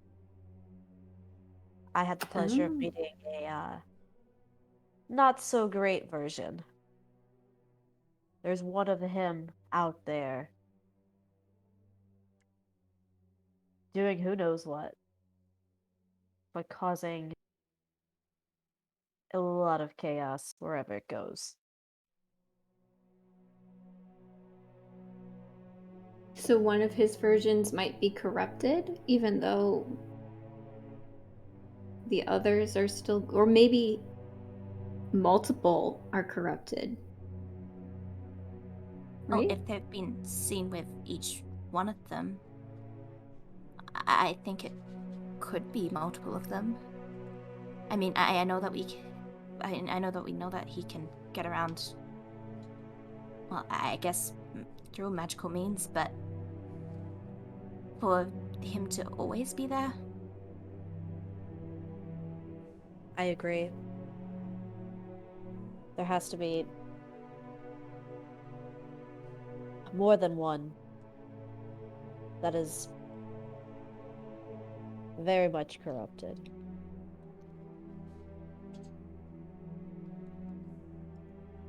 Or is it even the one we met is one that ended up on the side of the light? But Emerald himself is maybe not? I don't know, it seemed like he started on the side of the light with Father Pareto, if he said that he was an old companion with the first war with it. That's true.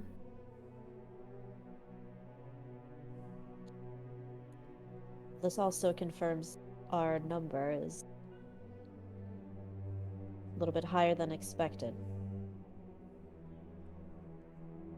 Which, needless to say, isn't good.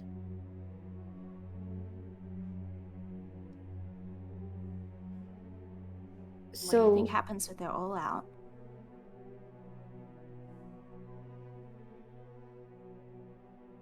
I don't think we want an answer to that. If all of these things can do what we just saw, hell, if my mother is on this list, and knowing what she can do, knowing what I just saw, we don't want the answer.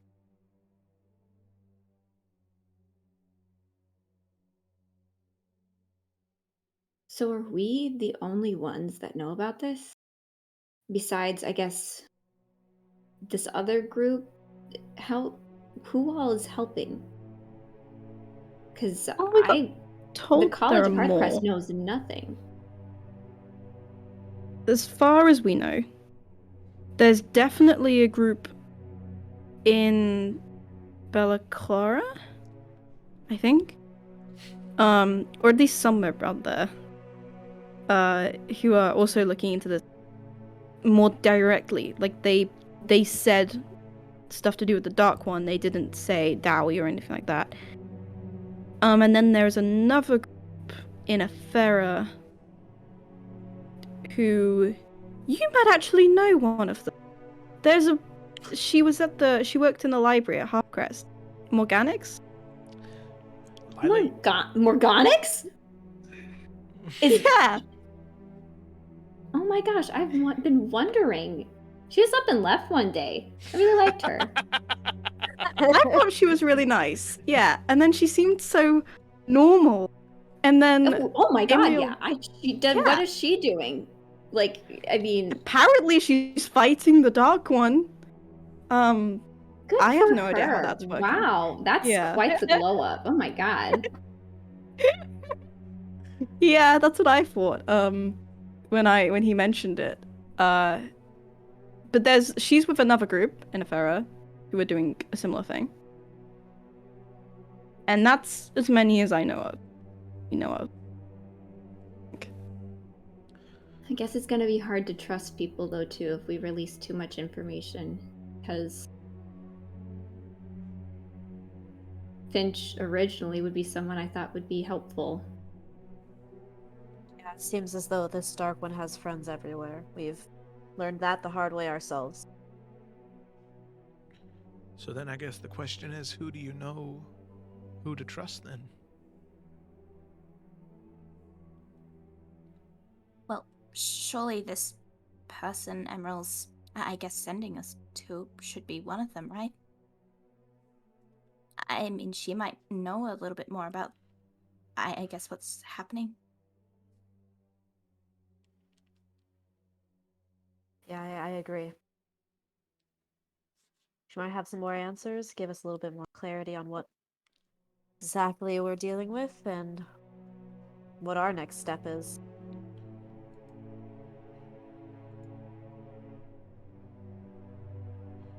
Well, Nalfian will kind of hand the scrolls to Eurydice.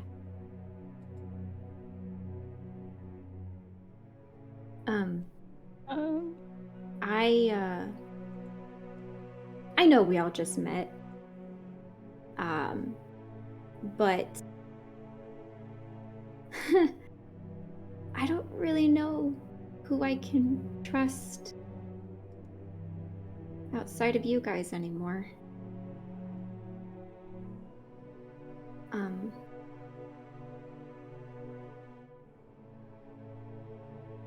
I know that's a lot to say to new people, but we've been through a lot in, like, I don't know, what has this even been? Not even 24 hours? About And- 3.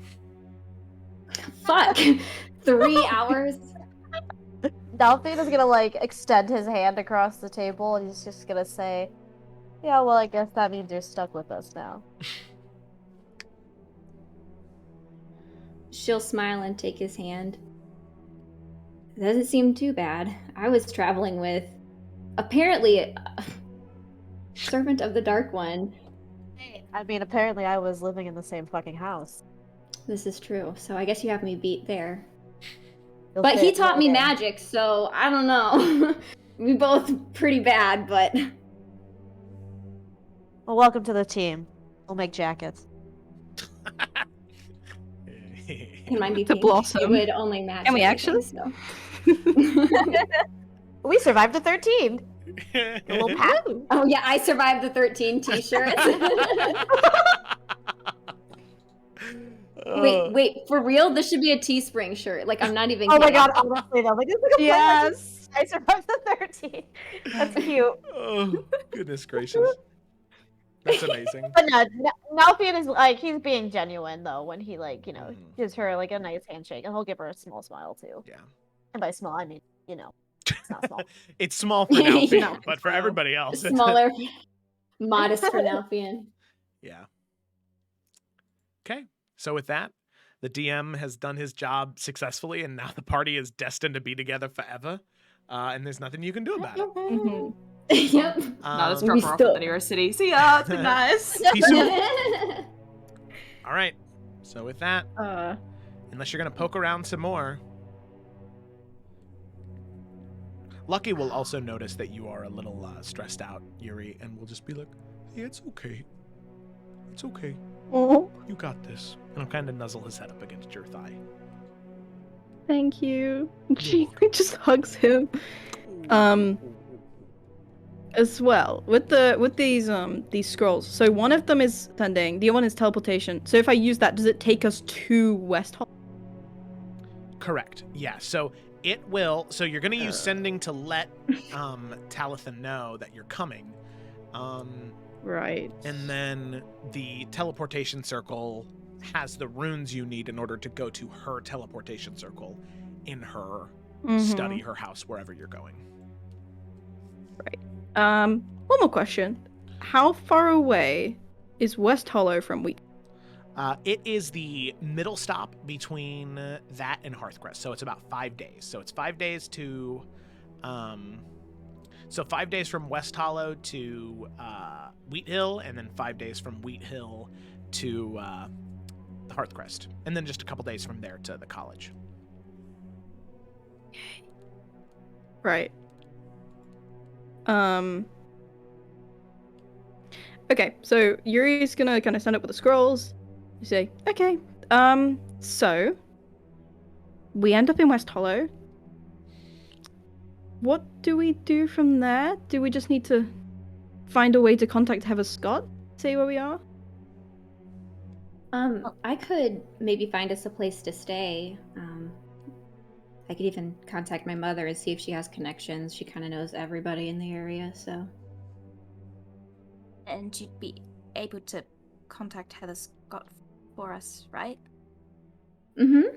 Yeah, I would have to do it tomorrow if that's okay. I didn't really prepare for communication today. That's fine. We can spend the night there. Maybe get some answers. And then figure out what we're doing. Okay. Also, small note. We're going to West Hollow, right? And then we're probably going to move on from there. Wheat Hill. And then on to, like, the college. Please don't throw my name around. And it's a weird thing to say, but I just need people to not say my name that much.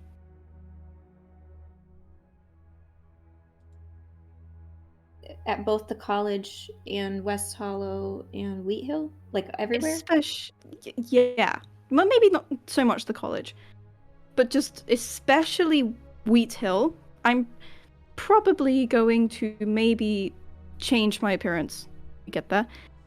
And she's gonna demonstrate having disguise self to just like immediately change herself to look exactly like Lila, and then back again. It's freaky. I mean, good she just immediately choice. turns herself. Thanks. Yeah, I love your hair, by the way. It's really nice. Thank you so much. I like yours. It's so long. How do you keep it that long and healthy? I think it's good genetics, but you just kind of make sure you cut hair. Nalfian's Anyway, kind of flipping his own hair. Wow. Actually, just No one to is be fair, this is a appreciating good it. hair group, guys. Like, come on, look at all of us. anyway, Eurydice, is there something else you want us to call you instead? right. I had Heather Scott do this in preparation.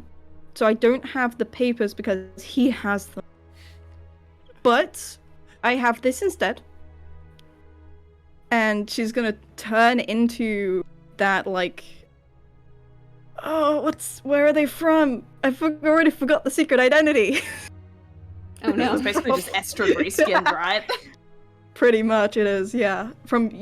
They're from Jormungandr? Yep. Yeah. Is that where they're from? The western side. Yes. It's straight from Okay. the other. Yeah. She turns into that instead. And says, Estrid should be an easy enough name to remember. Okay? Please. Whatever you say, Astrid. Can Thanks. do. Yep. Okay. Thank you.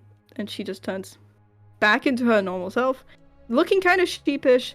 And if anyone else questions, she's gonna be really awkward about it. Nalfian is just gonna, like, very, like, calmly just grab her by the hand. Just give her a reassuring squeeze. Because he remembers their conversation about this. Mm-hmm. She'll squeeze it back and look a little bit reassured. Alright, Estrid. Fire her up. Okay. So we need to do sending first. 25 words. So what are we saying to this person No, in sending 25 words? Good talk, right? Sending's 25 words, right? Oh, I thought message. Okay, JK. I mean, How do we we- can say something along the lines of, like, Immoral guided us to you. We just need to relocate to a safe place. Something along those lines. And maybe who we are, like, we're the Forerunners of Fate or whatever title was on the paper. It has to start off with hi, because that's just being polite. That's fair. Hi. We're the Forerunners Fate. Imriel sent us your way. We need to use your teleportation circle, please. Gotta add the please in there. You do get a response. You gotta be nice. Yeah. And a voice rings back and says, "Oh, hello. Yes. Give me a few moments to clear off the teleportation circle. I'd hate for you to appear in a box, but Emeril told me about you. Just give me a moment, please." Okay. Yuri will say thank you out loud and then realize. Alright, well, assuming that works. Be like, okay. Yeah, no, she said she's going to clear it off first. Just want us to appear in a box, and then we can tell. Well, that's perfect. Yeah. Yep. A few moments pass, and you feel as though you won't teleport inside of a box now. Nice. Okay. Ugh. Okay, Yuri. I don't know if to keep the fake identity with this person as well, or to just be honest about. Actually, he told us. Never mind. She's gonna not change her appearance for this, and she's just gonna take the scroll, grab everybody else. Are we ready to teleport? Ready. Twig, could you tell Puabi roughly what's gonna happen so she doesn't get too anxious about it? Oh, right. And yeah, just explain things. Just in Dwarvish. Wabi will nod best she can, and she won't say anything back.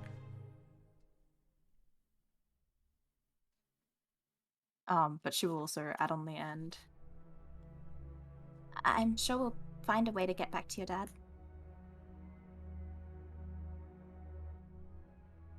She smiles at you and nods. Or I guess, hopefully, more so for him to come to us again. She nods.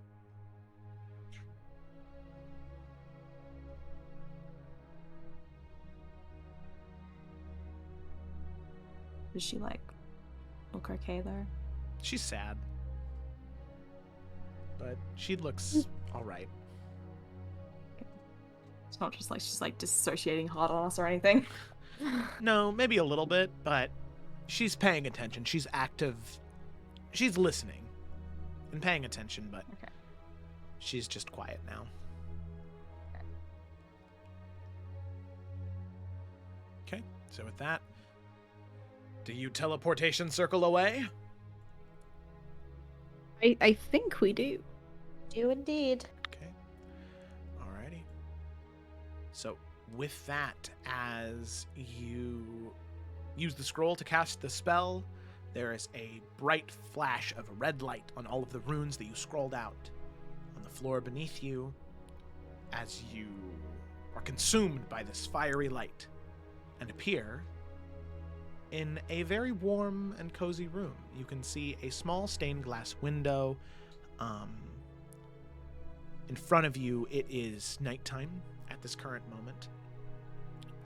There is no sun out, or there's no moon out in the sky, and you can hear the pitter-pattering of rain currently falling,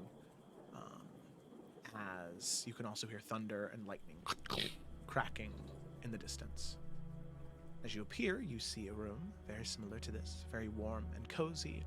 Books and scrolls scattered throughout the entirety of it. And maybe refresh that. And then on top of that, you also see sitting in that chair right in front of you a woman. She has this very, very clear, pale skin, one eye of a sort of teal green color and the other eye a light blue. You can see her skin has this just sort of light glow to it, and an angelic smile as she turns around, a streak of that teal in her hair, wearing robes of blue and white. As she has a book in her hands and kind of shuts it, seeing all of you, and says, well, hello. It's very good to meet all of you. My name is Talitha. I'm assuming you all must be the Forerunners then, and I'll go ahead and show the art. Oh, she cute. Aww. Hi, it's great to meet you. My name is Talitha Renfear, and she'll gesture out her hand to shake all of yours. Yeah, Nalfian will shake her hand. As Sir well, Nalfian of House Forrester. House Forrester. The southern region of Iverion?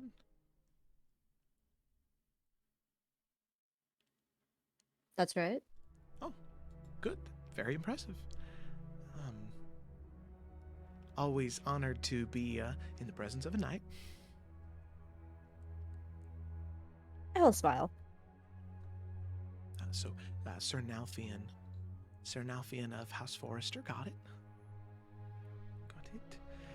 And then, so kind of looking around the room. Hi, Lila Tatiana. Tatiana, I'm assuming of the college, right? Mm-hmm. Correct. I took quite a few classes with your with your father, actually. Oh. I bet he'd remember you then. Oh, well, maybe not. I was, well, a rather, shut-in student at the college. I didn't speak with too many people, but I remember him. He was very outspoken, always willing to speak his mind to the teachers in whatever classes we had. Yep, that's him. And I should state, for what it's worth, she doesn't look a day over 25. Oh, geez. So wait, Yeah. did I go to class with her? No, she said she went to class with your father. Oh, I thought she meant took classes from him. No. Oh. Yeah, she had said that he was always willing to speak his mind to the teachers, to the professors. Mm-hmm. Okay. Felicity is all caught up. Lila Yeah. understood that. Yes, well, it is truly. And then, so we have Synalfian, we have Lila, Tatiana. Hi, I'm Just Blossom's fine.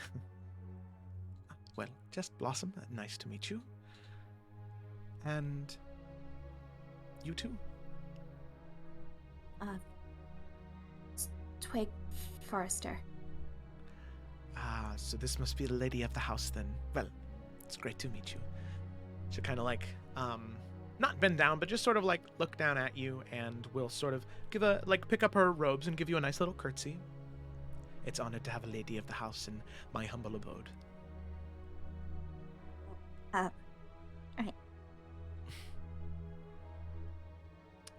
And that leaves you, my dear. Hi, I'm Yuri, and this is Lucky. And she'll gesture down to the dog sitting next. Well, if I'm not mistaken, this is some primordial companion, is that right? I think so. I mean, he's mostly just Lucky. He's my friend. Well, my dear, if you don't mind me saying, I think you are lucky to have a creature as she kind of begins to scratch around his ears, as unique and fantastical as him.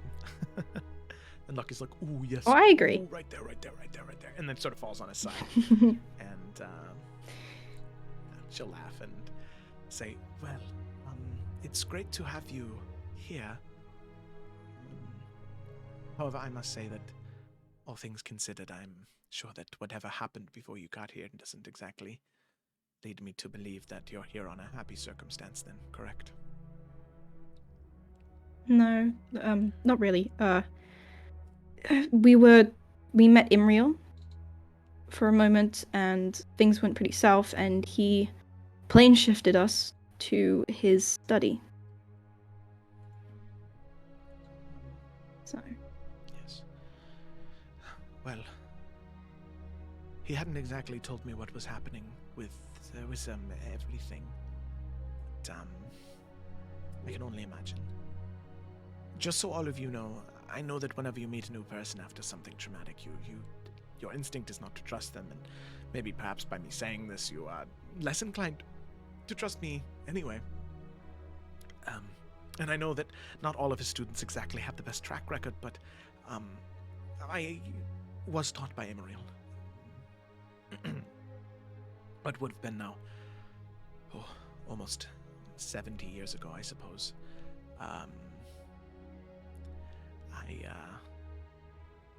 I was his 9th student.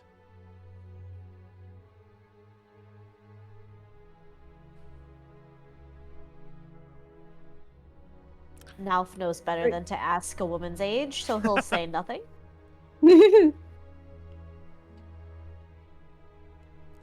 But there's a look of, what? On his face. Okay. Well, thank you very much for welcoming us to your home. We appreciate it. We were in a bit of a sticky situation, to say the least. And please, please let me know if I'm overstepping. I'm just curious is all. You know what they say, curiosity killed the cat, but, does this have anything to do with,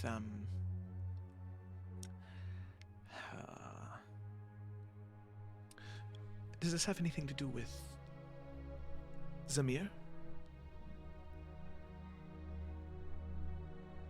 We don't I know. was the gonna name, look to right? everyone else. No, yeah, you guys don't know that name. Yeah. Who is Samir? Sorry. Well, if you don't know, then it's all right. Just, he'd reached out to me a couple months ago about a student of his. He was concerned for him. I gave him what information I could, and I'm just glad to know that it isn't related to that. Well, No, we kind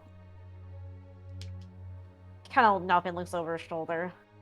Unfortunately, we met some not so favorable people.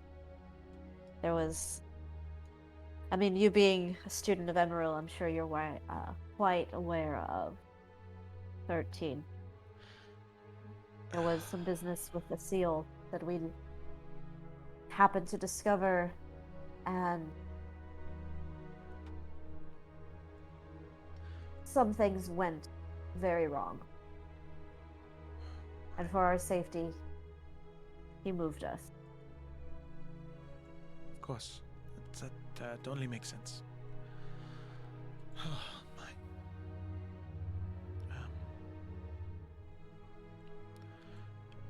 Well, that is, So, when you were there, in this place, you said you ran into these... I get the feeling he can trust her, right? Can I roll an insight check? Yeah, make an insight check, yeah. Okay. See, does she give you Rin vibes? Oh, well, or that's a does natural 20, Ooh! baby. Or does she give you Denon vibes? No, definitely. Well, he doesn't know Denon yet, but Yeah. No, just like meta-wise. No, she does seem genuinely curious and kind of a little socially inept. Like she is. That's okay. If Yeah. that's the case, Nalf would like take the time to explain a little bit more in detail what happened. Just so she's like all the way caught up, so it's not kind of like a dancing around the truth. Okay, so let me think about that for just a second. Yeah, I know that's a lot to kind of unload on her as we just kind of pop into her house at like who knows when. But Nalfian feels like if we're gonna get any other information out of her and like kind of where our stance is, she's gonna need to know everything. Yeah. Okay. Oh, well, that is quite a lot. Yeah, not what you expect on a Tuesday night.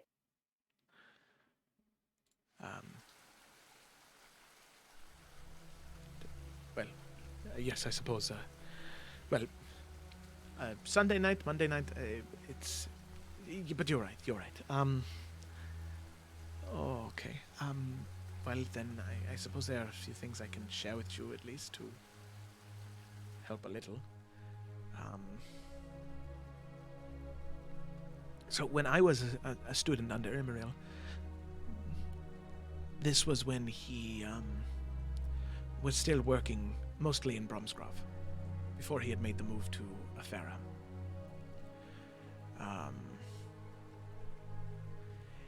We had spent much of our time working with the Children of the Flame, which unfortunately so are called White Cloaks here.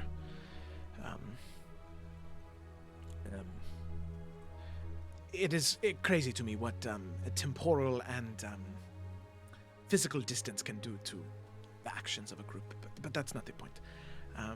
I spent much of my time within the halls of Bromsgrove in the inner circle of the Hidden Flame, a group that works to fight against the Dark One and hopefully prevent any of these seals from being broken open.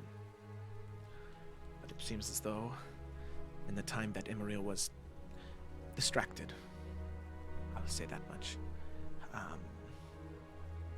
it seems as though many things have sort of slipped through his fingers. I had learned of the 13, and I had learned of those that they were willing to share with me about before Imriel believed that my teaching was done. throughout the time I had worked with him, he always told me that there would come a time when a great war would be upon us. One final fight against the dark. A fight that, should we not win, all will be lost. I always thought he was just using dramatics, as I'm sure, Lila, as you can side with me here. Most teachers tend to over-exaggerate from time to time. Absolutely. Yes. If I'm being entirely honest, I saw what the Hidden Flame was doing, and well, I thought their secrecy to be I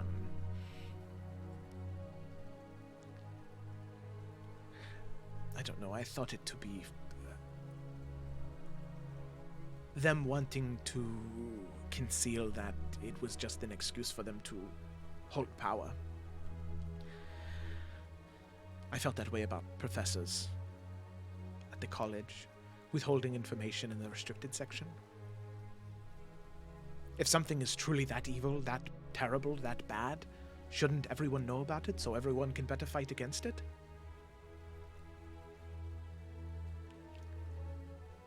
But same reason why I got kicked out of the college. Same reason why I got picked up by Iverion. So I don't know, I thought that them being secretive was them trying to cover themselves so they could keep what they had. Iverion told me what he said he could. And I don't know, I took the information. I was a good student. But I was partially relieved when my teaching was done. I never really wanted to be a great hero or to destroy titans. I just wanted to help people. That's all I wanted to do. So, needless to say, I am not exactly happy to hear what you have just told me, but to a degree I am, to know that those people in Bromsgrove were, although I disagree with how they were doing it, the fact that they weren't lying. But it does scare me that now you say you saw two, and then at least to your knowledge there are 4 others that are free. Correct. It's starting to seem like that war he was talking about, there might be a little more truth in it.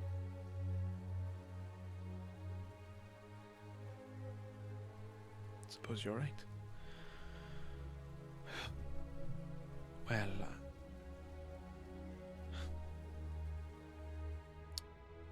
don't know exactly what else to say right now. I hope that he is wrong. And I hope that he arrives soon.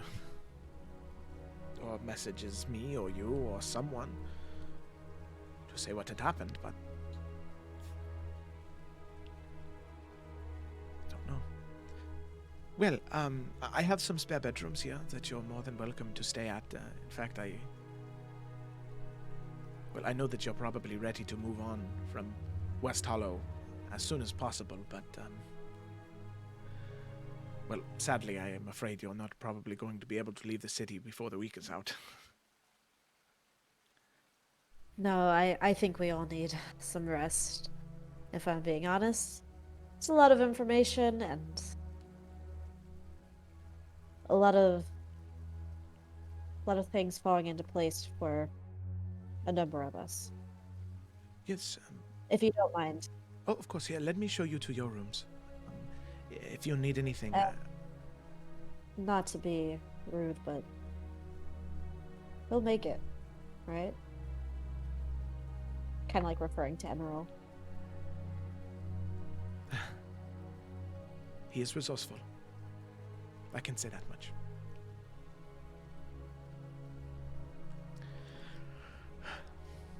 Let's please. I'll bring you some tea to help you sleep. I'm sure that all of the information and the anxiety you must be feeling right now must be unparalleled to anything. Please, follow me. Appreciate it. Of course. she'll kind of sigh and move past all of you, leading you through this moderately sized house. You can see that Talitha apparently has done very well for herself in the job that she's had working in West Hollow. There are 2 guest bedrooms here, and she sort of gestures you into those 2 guest bedrooms and says, also, if you, I wanted to be very clear that you're free to stay here as long as you like. As I said, these rains are supposed to continue for the next week. So, sadly, because of the flooded gates and the torrential rains near the dock, there's no entry in or out of the city until they stop and the flooding recedes. So you're free to stay here, but also I understand if, well, you'd prefer to stay at a tavern of some sort. I have music and I have games that we can play. Hospitality. I'm sure this will be just fine for all of us. Oh, good. Do you play Kingdoms and Castles? Well, of course I do. Who doesn't? Instant bestie. You know what? You should get some sleep, but tell me, when was the last time you were able to look for new cards? Oh, well, not for a while. Well, here. I'll come back with some tea, you get a good night's rest, and I'll show you the thing I just picked up the other day.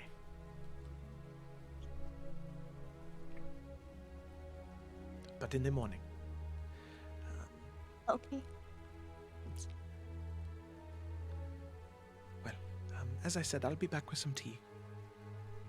And hopefully that will help you sleep soundly tonight. Thank you for everything. Of course. And if you hear from Memorial at all, be sure to let us know. If I hear anything, you will be the first to know. Aside from me, that I'll be the first to hear it, and then I will. So I guess you'll be the second person. Well, second, third, fourth, fifth, and sixth person. We Got it. understand what you mean. It's all good. Okay. Tea. That's right. Okay. Bye. Walk off. I know Nelfin's charm is too much sometimes. I'm just kidding. Yoso, Kind of. Burger, How when you When you smile. Sorry, continue, River. What are you saying? how are we dividing the room? We've got 2 rooms. How are we doing this? How many beds are in each room, Joe? Man. There are oh wow. I guess in these 2 guest bedrooms there would be like 2 beds in each room. And we have 6. Okay. Technically, Yuri can meditate sitting up because she just needs to meditate, so Yeah. she'll offer to just not have a bed. think- She can just sit. Same. I think Nelfin's same with pretty Lila. good. Lila doesn't need sleep. No. Fuck it. Quick, take me 2 beds You were then. the No. You're the Nelfin's going cage. to insist that both of them sleep in a bed, and he Well, will take. Puabi needs a bed. Yeah, Well, probably I definitely think getting a bed. So I was thinking Nal's maybe- not getting a bed, and Yuri is gonna insist that she doesn't. Lila was in a fucking cage. So you can have a bed. okay. I was thinking like so everyone but Puabi could Nalf be in and the Yuri bed get and Lila beds. could be at the end meditating kind of thing. And Twig and Flavi are both like short, so they could share I mean one. that's Yeah. fair. Maybe they could share one. Yeah, they can just like feet to feet. Flavi deserves her own bed, and it's also kind of weird. Mhm. Nose to toes. Nose to toes. Destroyed me. What? Butt to butt. Butt I to love butt. that. There you go. Weird. Okay. So what's the sleeping arrangement? Now I this have no is gonna idea. meditate on the ground. So then in one Was it- room we have Nalfian, and in the other room we have Eurydice. That way there's 2 people that meditate that can like watch over the room in case anything were to happen in each room. Mhm. So then in Okay, Well, then now- Lila will would- take a bed, one of them, and the room that Puabi's also in. Okay. So we'll say that Twig and Puabi are in Yuri's room, and so this is funny.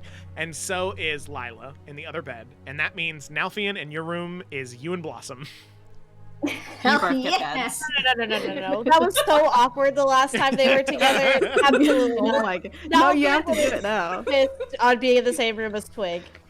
Okay. That's just fine. move Twig into the other room. Okay. Yeah. There we go. There's Okay, three yeah. Blossom likes to fucking bust Nalfian's balls, and he can't. Okay. Okay. So Puabi gets her Okay. own bed. Lila Yes. gets her Lila own and bed. Puabi. And then we Yeah, have and then Yuri will be in Blossom that room. and- yeah. Okay. Yeah. Okay. There we go. All right. Okay. So I was as, collector. Don't mind us. as Twig walks into the room, Blossom's eyes narrow at you, Nalfian, and she's like, "You're lucky she's in here." Nalfian is going to very kindly and maybe a little over dramatically usher Twig to her bed and give her her little good night ritual. Are you two okay? Oh, we're fine. No, we're fine. We're great. Absolutely wonderful. Can I use like that? I just want. Okay. Yeah, make an insight check. I just want to see if I can vibe the hostility out. Just 'cause I Vibe the don't know. hostility out. Here's So that's good. 4 My God. plus, where's our insight? Okay, that's an 8. Well, Nope, everything's a-okay. fine. Strong as an oak. Okay. A-okay. okay, it's been a weird day. Yep. It has. Okay. By the way, Joe, Yes. I have something that Yuri really wants to do. Ooh. Okay. So What'd it do? when everyone's like gone to bed and whatever, she's gonna get up. And is there like a garden or just like a backyard or something like that to this house? Yeah, there's a small sort of garden in the sort of fenced off backyard. Yeah. I will say, And it's pretty dark. yeah, it is very dark, and as soon as you step outside, like there is a small terrace, or like a small overhang to this sort of like what would be considered like a little patio area, where you can see some like iron chairs that are just sort of like sitting around a table, covered by this terrace. But the rest of the yard is like flooded. It is like soaked. Like soaked. Like there's actually water sitting on the top, or it's just muddy as fuck. There's like actual water. Like it's literally flooded. Gotcha. The porch Okay. that you're on is elevated on purpose, so you can stand outside, sort of shutting the door behind you, overlooking this like small lake in her backyard. Mm-hmm. Okay, so what Yuri's gonna do is when everyone's kind of gone to bed, she's gonna very quietly head down to this garden. Okay. And down to the edge of this water, and she is gonna kneel down, and she's gonna let like some of the rain just kind of soak her through, like, yeah. And she's gonna sit and she's gonna look kind of the best she can at her reflection, and she's gonna do the same thing that she did with the mirror in on the boat, and she's gonna change it, the reflection, with minor illusion, to best fit her mother as much as she, and kind of now realizing that the time she thought she had to figure all this out before she got to Wheat Hill very, very drastically cut down. She's gonna use all of the anxiety from this fight and realizing everything that's happened and the confusion and the upset. And she is gonna look down at her reflection, her mother's reflection, and she's gonna say, okay, I thought I had more time for this, but I really don't. And I need someone other than him to give me some kind of answer this time and tell me who I am and what's happening, because this isn't fair and I need to know.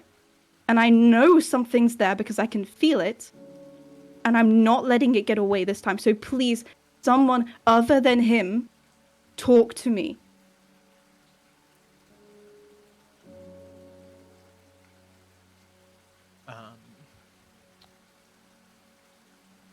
Let's see here. Eurydice, what I'd like you to do for me is, I'd like you to make a, man, let's go ahead and say a charisma saving throw. Okay. And she is so burnt out just after everything, and she's just like basically still crying with the rain. Yeah. Okay. That's 16. 16. As you stare down into the water, looking at that reflection to the best memory you have of your mother, the reflection looks back up at you as you stare into this pool of water.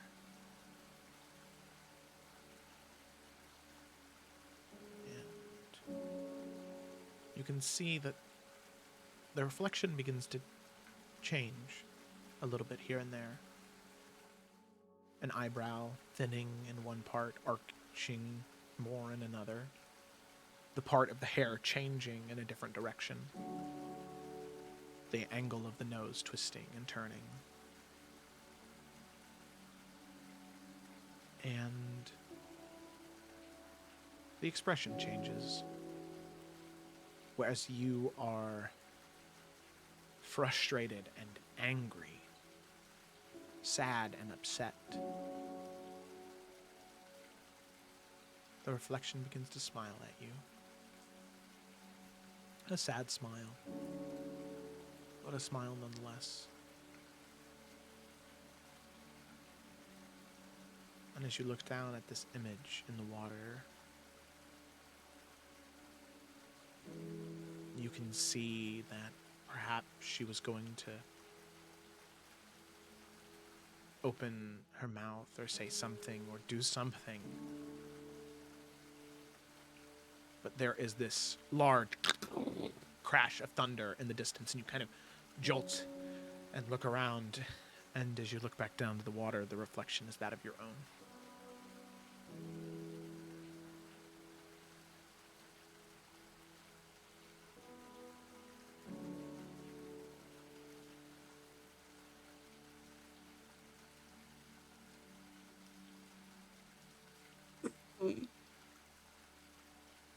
She looks... This is probably the most angry she has ever been. And these just hot, angry tears just kind of splash into the water along with the rain. And she is just gonna try to conjure it back, to get it back. And she is just gonna say, no, fuck you. I know this is you, you absolute piece of shit. Why? Why? What's the fucking point?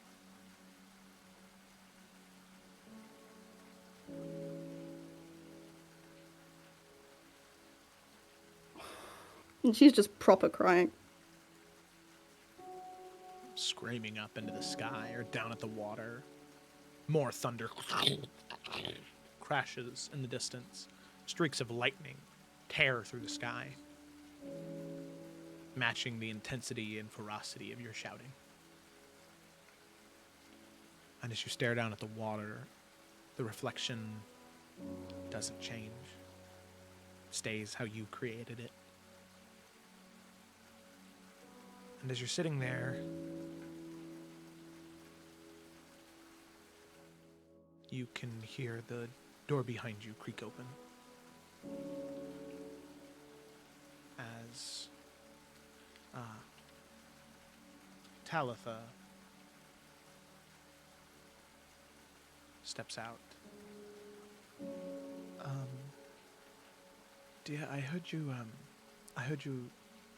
yelling. Is everything all right? Sorry, it's fine.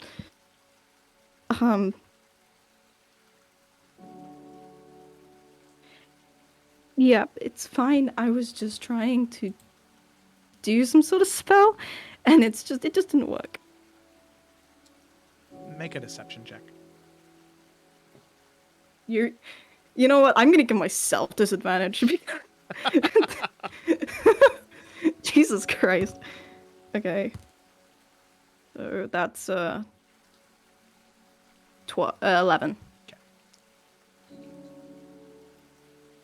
She just sort of looks at you, shakes her head, and she's going to kind of sit down next to you on her knees and look down at her reflection.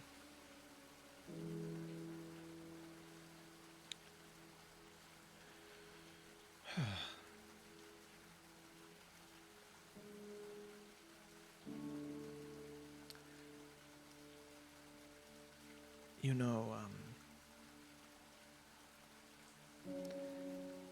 it rains quite often here.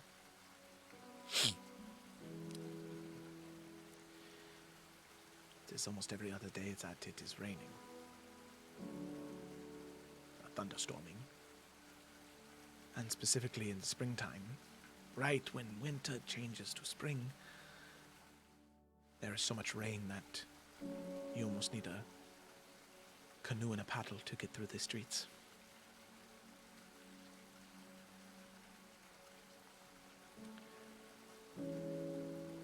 I've lived in the city for, 20 years now, I think.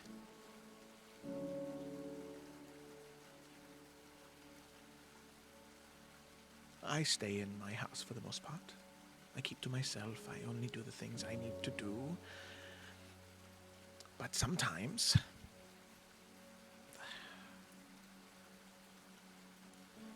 and I can't explain it, regardless of how well I know this place,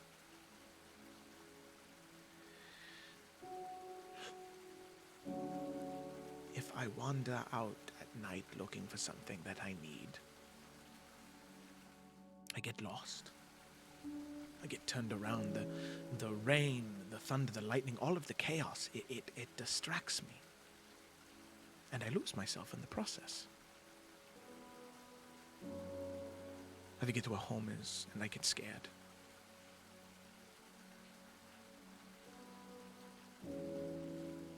I try and reach out for a hand to help me. But typically there's no one there for me.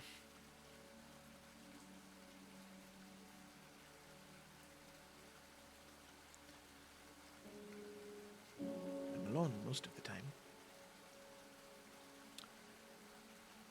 But somehow, even when I'm lost and alone, wandering through darkness and chaos, I always find myself back home. I make it back to warmth and safety, regardless of how lost I feel as though I was.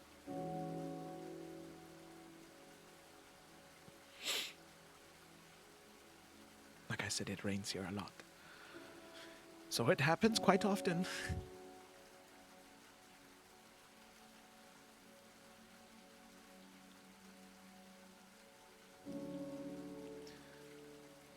But, I don't know. As scary as it is, it makes finding that warmth and security all the safer when I find it.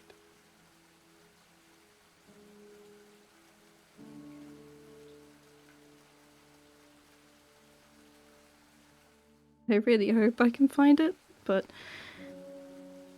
I've not had home in a very long time.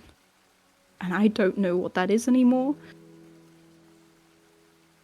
Sometimes it feels like I'm just wandering all of this, and I'm not going to make it anywhere. I'm just going to be one.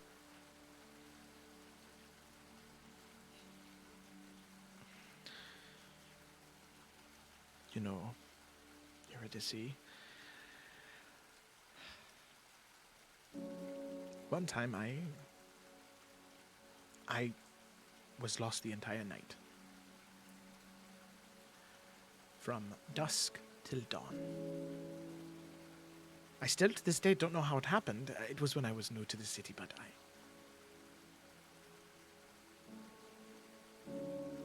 eventually, the sun rose, the rain stopped, and I found my way home.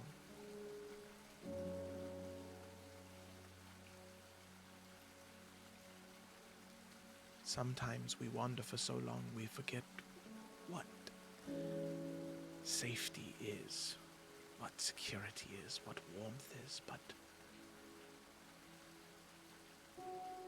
Eurydice, I wasn't joking when I said you were lucky to have him.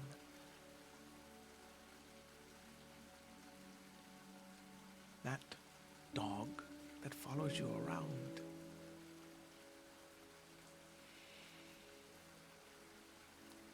He is...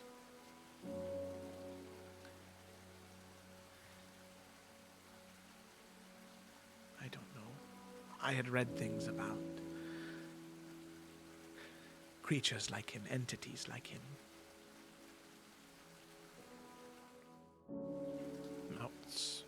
Bouts of primordial energy that form bonds and connections with people. And those bonds are special.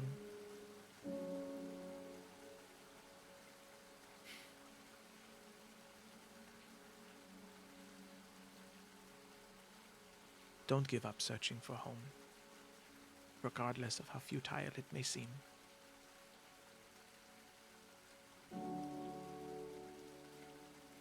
And, well, for what it's worth, I hope that you have better luck on your spell next time. Yeah, I probably just need more sleep and then... Yeah. Thank you. Of course. Well, when you go back to your room, I dropped that tea off in there, so... Thank you. It should still be warm by the time you get back. You see, I enchanted these teacups that they always keep the liquid warm, regardless of how long you have it sit out. That's really cool. Yeah, I think so too. Yeah. Well, and she'll kind of stand up and she'll gesture her hand out to help you up. Yeah, she will. And she'll kind of be petting Lucky at the same time. At this point, he would have sort of, after that moment, letting him out of the amulet, he kind of yawns. Oh, what happened? I was sleeping. I just need a hug. That's it. Ooh, well, then that is the best thing to be woken up for. Give him scratches behind the ears. Oh, this is so good. Talitha will kind of open the door for you too, and say, like I said, I think he might be special. Yeah. Thank you. And she's gonna head up. And as she passes the other room, she's gonna kind of like stop and think. And she's gonna kind of just put her head into that other room where Nalfia and Twig and Koabi are. Well, not Blossom. Yeah. Are they all just like asleep right now? Yeah, at this point, they probably would have drinking their tea, and Nalfian is meditating, and Twig is definitely asleep, and so is Blossom. Yeah. Okay. Learning now. She will just very quietly message Nalfian instead of trying to touch him or anything. Because that didn't go very well. Not feeling getting a dagger right now? No, not really. And she's just gonna message him. Can you wake up, please? Yeah, as soon as he hears that, he'll just kind of like open his eyes immediately. Did have a dagger in his hand. But seeing Eurydice at the door, he'll like look around the room to make sure everyone else is in bed. He'll put it away and he'll very quietly exit outside the room, shutting the door behind him. What's going on? Whoa, why are you drenched? No words. She just like head against his chest, just hugs him. He will return the hug and just Squish. not caring that he's not caring that he's getting soaked, he'll just hug her very tightly.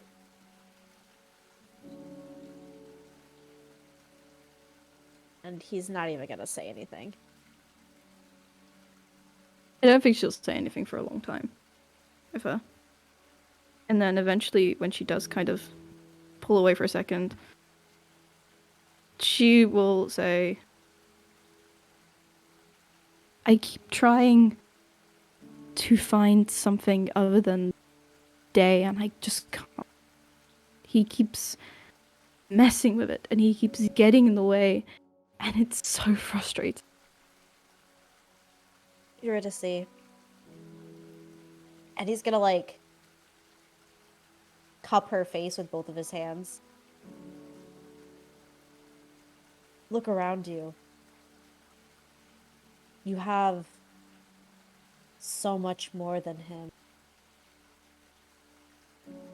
You don't need him to tell you anything.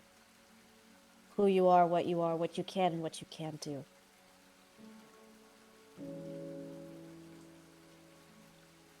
Stop searching for whatever it is you're searching for and just look at what's in front of you.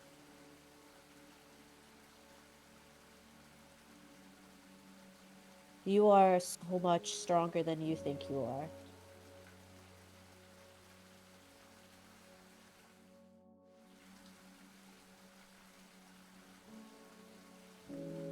You can see he wants to say something, but he just knows he can't. Because he's not going to put you guys in that danger. And his jaw just kind of like tenses for a second. I just need you to trust. I just need you to trust me when I tell you that you just need to follow what you think is right.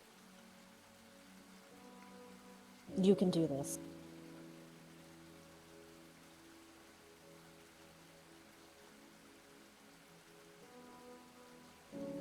Right. Okay. Besides, I'm not going to let anything happen to you. I'll just give her a smile. What are you gonna do?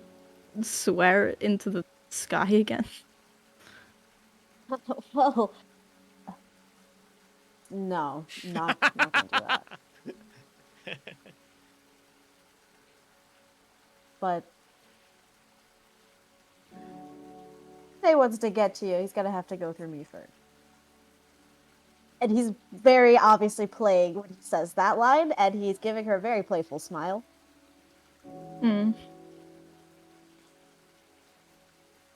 But That's very again, knightly of you. well, I'm trying. Hmm. But you're gonna see, I'm serious. This is gotta come from you. I think where we're going, it's gonna be hard. It's gonna fucking suck. But think about what's gonna be on the other side.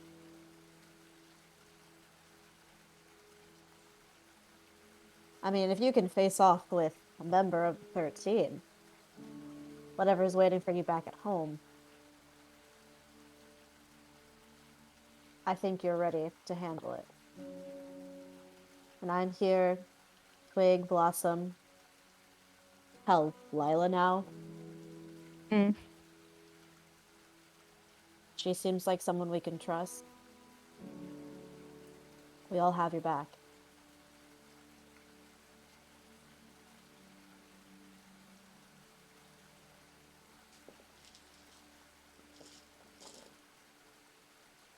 Yeah. Yeah, it's nice to know at the very least I have that. I have all of you and also him. Like, just gestures at Lucky. I was just hear this have a kind of conversation. Yeah. there. He's just fine. He's just asleep on the floor, I think. He's Okay. just- He's like, every once in a while, like whenever you speak up too loudly, Nelphine, you kind of like, just like his ear kind of floofs a little bit and then rests back down.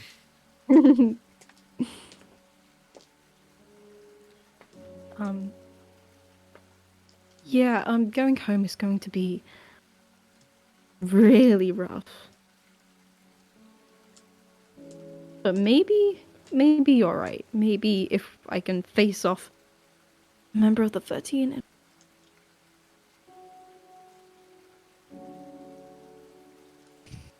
Eurydice, I learned a big lesson recently. That our biggest enemy, even though right now you think it's Stay, it's really ourselves. I have struggled for so long to forgive myself.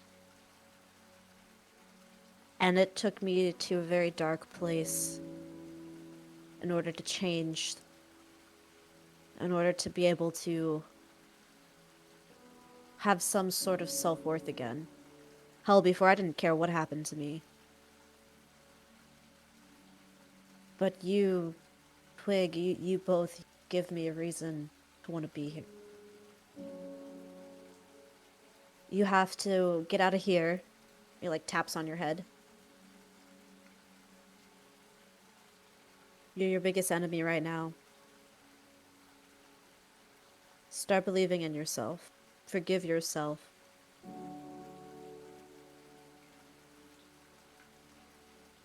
And be ready to face the darkest hellhole you've ever faced. But know it's so much brighter on the other side.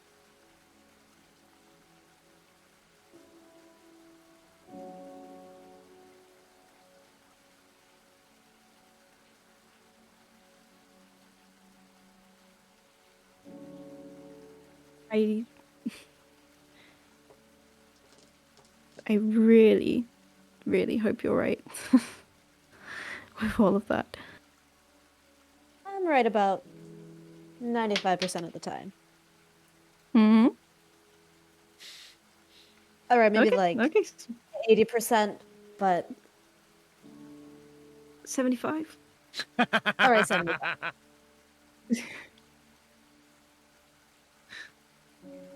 Now, as fun as playing in the rain is,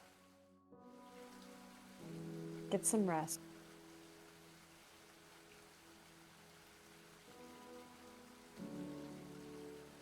I will. And she like hugs him again, and she will also prestidigitate, so they're not soaked through. Before they pull away, Nalfian is going to bend down and he's going to kiss her, and his left hand's going to flick off the sky as he does so. Very briefly. Okay. Just a quick kiss, like Like- it was nothing, and he's just gonna behind Yuri's back so she doesn't see it.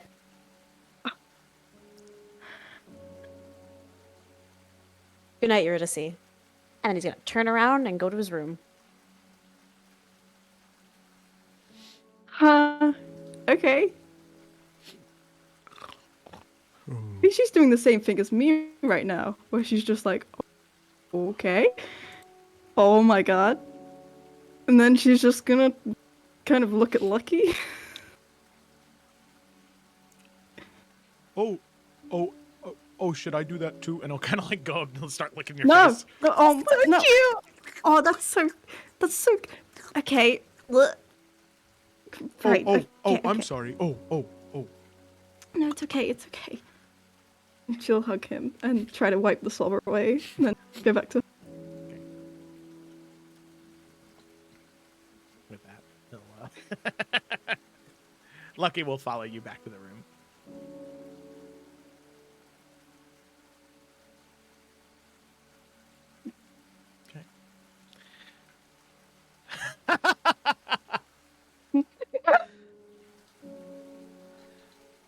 All right, Eurydice, do anything else tonight, or do you just head to bed?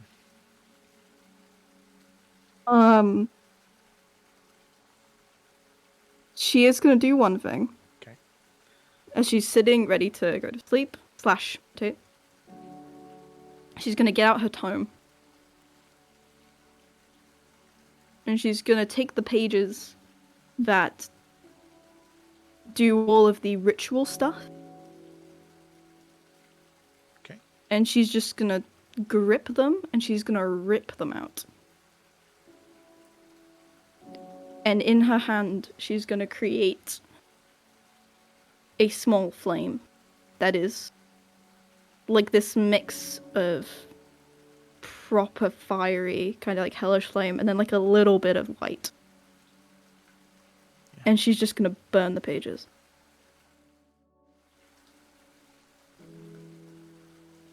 So, with that, you hold the pages in your hand, and the flame begins to grow brighter. And eventually, as the pages smolder and burn and crack, there's nothing left but ash in your hand. That flame that was, for the most part, reddish, fiery hell, and that small bit of white near the palm, that radiant flame grows until you now have this base of radiant white energy and these wisps of reddish flame on the top half. And you can see that as you do that, Lucky's coat changes in a similar way. What was mostly oranges and reds now has this sort of base of the furs of this sort of like platinum blonde. As he kind of like scratches his ear. Oh, well, would you look at that? And he'll lay his head back down.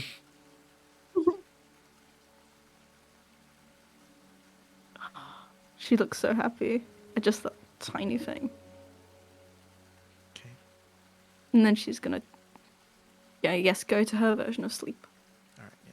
You sort of settle in for your meditation and head to rest. So, with that, the night goes uninterrupted. No dream walkers here. No rants, no punishments.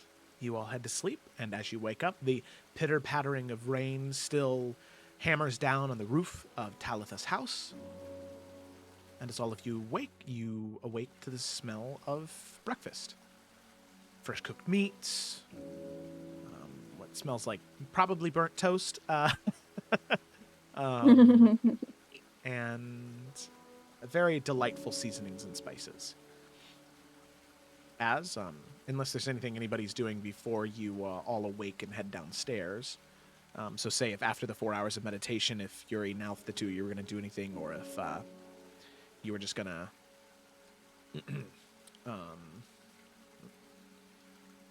Nah, Nalf would wait for Twig to wake up. Okay. And Yuri, He the same... well, still doesn't want to leave anybody aside for too long here. Oh, totally, yeah. Yeah, I think she won't do much. She'll just kind of sit and wait. Okay, wait for Lila and Puabi to wake up. Okay. Yeah. So, all of you eventually wake at the same time, and I will say, Yuri and Nalf, as the two of you are awake, you can hear the clattering of pans downstairs before the smells hit you, and you can just hear every 5 or so minutes, you can hear Talitha just go, "Oh, shit, no, no," every so often. Yuri she'll use her new ability to create this like foggy redness over her eyes, and she'll just look through the floor, and she'll just see what's going on down there. Huh? And then when she can see it, What? I took ghostly gaze, baby. Oh my I can goodness. see through walls, bitch. That's amazing, yeah. Yeah, that's awesome. That is pretty fucking cool. So she'll just look through the floor and then be like, "Oh, okay." Yeah, you can see Talitha in like a nightgown, like a bathrobe, and like her hair like sort of all pulled back into one. What? Huh? Okay, go ahead. Nothing. What? Just kind of like there's like smatterings of like flour on it. She's got like an apron over it. She's just trying to like make stuff. Like she's making like gravy and biscuits, and she's trying to like make other meats and sausages and bacon, and she's trying her best to cook, but you can tell that she doesn't cook this big of a serving typically. It's mostly just for herself. So like she's kind of confused. She's like flipping through a recipe book, and she's like, okay, so you're supposed to use let's see, what is it? You're supposed to use that much, so if there are 6 of them... 6? Yeah, 6 of them, then I should probably... multiply the recipe by... And you see her just, like, these strands of hair just continue to fall down, like, so the sort of, like, teal and blue strands of hair, like, fall down in front of her face as she just, like, blows them back up into, sort of away from her eyes as she continues to read, is just trying to make these...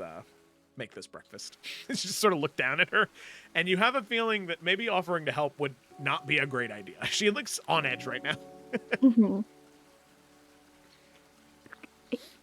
I'll just leave that then. Probably for the best. So with that, eventually everybody wakes up and you can head downstairs. So as all of you begin to make your way downstairs, you can see, for one, Eurydice, as opposed to the hour or so ago that you had looked down, now dressed in her robes. You can see that she still has the apron on, but she is a little bit more put together than when you first looked down before. And you can see a large dinner table. There are currently meals set up. There is freshly sliced fruit on the center table. And then there's a collection of different entrees to choose from. All smaller portion sizes, so there's a little bit of, biscuits and gravy. There's a little bit of bacon, sausage. There are some pancakes, except she makes her pancakes very, very thin, very comparable to, like, crepes. And you can see that there's a nice collection of breakfast foods as she looks and smiles, and she says, so I haven't had guests in quite some time, but I hope that this is all right. I'm not exactly sure when the last time any of you had food or a meal. I feel bad I didn't offer if you wanted anything to eat last night, but there is this now, so hopefully it makes up for my mistakes as a hostess yesterday.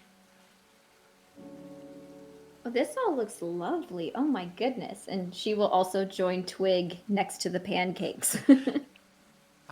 Oh, yes, please. I didn't have time to, I typically eat my pancakes with just butter. I didn't have any time to get any syrup or anything, so I'm very sorry about that. I'll like grab some like the slices of fruit and just like, have them in there. If they're like crepes, like, do the whole roll up. Should be like a pancake taco. No, because like they're like crepes, you put in your like stuffings and hold around. Yeah. Malfian will like do what Twig is doing. I don't feel like he's had pancakes often in his life, so he's just kind of like, he literally will do the exact same thing she does. He'll be like, this is correct, right? I'm sorry, River, what do you mean y'all eat pancakes with butter? You eat them with butter? What the fuck? Butter and like That's syrup. literally the default thing, like where there's a little square of butter and syrup. That's like every generic pancake photo you're talking about. But like, I didn't know that was real. What? It's not like a myth. What the fuck? Do you live under a rock? Wait. No, I never ate them with butter ever. That's so What do you eat them disgusting. with? Fucking syrup. Yo, I want to make Just syrup? Oh, Chocolate you need to try spread. with butter, my dude. Like, You no, do it. You Lemon won't regret and it. sugar.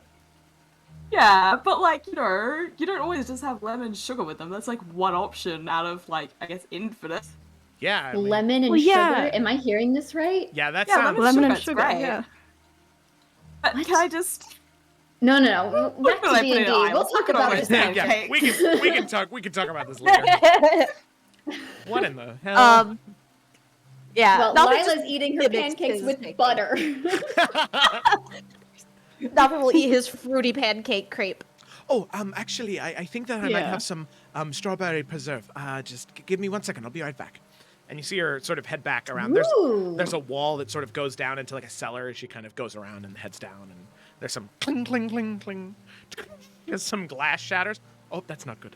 I'll get it later. And she comes back up with a small glass jar of strawberry preserves. There you go. That should work fine. I've never had it on pancakes, but I don't know. It sounds good. Yeah, that sounds excellent. And Lila will try some. Yeah, it is good. It's strawberry jam on top of some pancakes. It's Oh, yeah. it's pretty good. That's also unheard of. Who knows? Just kidding. Sorry. Apparently. Yeah. The fucking And normal one. strawberries on That's pancakes the normal in one. England, huh? But while everyone's eating, Lila will just ask, so how did everyone's night go? Did we sleep well? Lucky as he's like devouring a plate of like bacon and sausage. Oh, I got a kiss last night. Aww. Oh, yeah, we were just, he just decided to give me a kiss, you know, just like to say good night. Yeah, Lucky? Lucky will kind of look at you and be like, huh? That's great. Let's continue eating his food. Yeah. Yes. Yeah. Very uneventful. Thank you. What is her name? Talitha, right? Talitha, yeah. Yeah. Thank you, Talitha, for breakfast. It was really very kind of you. And the beds were wonderful. It was a good night's sleep. What about you, Lila? Oh yeah, it was really nice to be in a bed and not a cage. I can see how Yeah, that's that an was great. improvement. Oh my dear, you were in a cage before? Oh, I mean, I don't really remember it. I think that's why it's funny to me, because I wasn't really asleep. I was passed out or in a trance. I don't really know. Haven't thought about it much. There's been a lot going on, but yeah. Well, Little Bird, what about you? And Nalfin will look at Twig. I slept all right, but Talitha, you mentioned you had cards last night. yes, yes I do. Yeah, as soon as everyone gets done eating, they're fairly new, so as soon as everyone gets done eating, we can. Do you have a deck with you? Mhm. Well, then maybe we can. We can play, and I Better can watch show you the out. cards as we play. She's pretty damn good. Oh, I'm sure you are. But have you competed at all? Oh, well, no, it's only really been, I guess, between, well, us. Ah, well, sadly I cannot go, but in, I think it is 3 or 4 weeks, there is actually a competition happening in Halfcrest. Maybe you should compete if you can find the time. Looking to Elbows with the world's widest smile. I think that would be a great idea. Oh, absolutely. Hearthcrest holds one, I think, annually, so this one's going to be big. Very big. I can't go this I year, don't but, know if I'd be any good in that setting, but well, You don't know until you try. and if you can believe me, you can beat probably more than half the people that go there. Besides, she's beaten everyone on our ship about 5-10 times. Well, I guess we'll have to see. Yeah, finish eating up, and then we can play. I don't want to get any strawberry jam on them.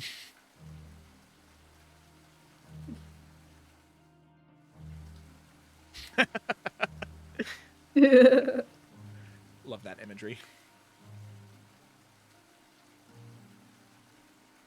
Okay, so with that, as all of you continue eating, Talitha does sit down with all of you as she begins to sort of cut into her food, eating a combination of fruit, the pancakes, and a little bit of the sausage and gravy, or the biscuits and gravy.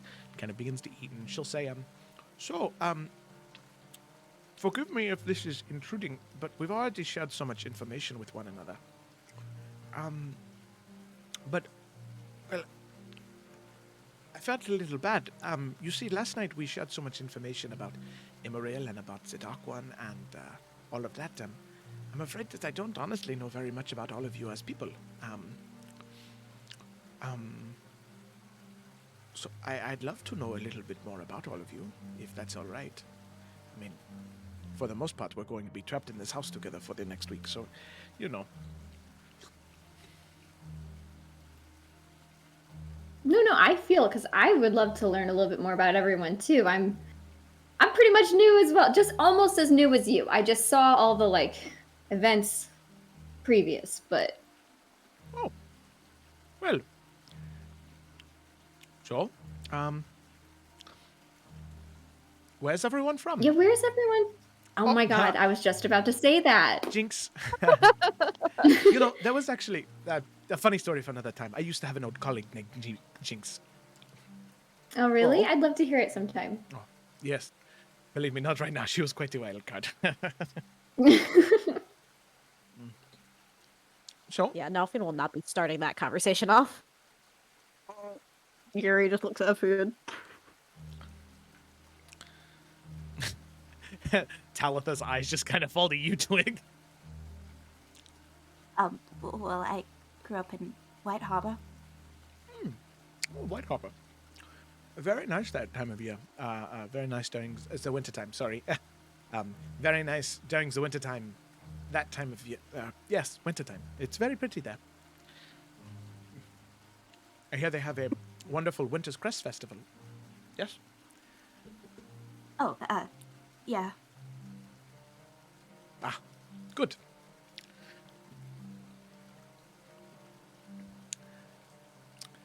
Alfie will... Oh, go ahead. You go. Because he doesn't want to speak unless he has to. You go.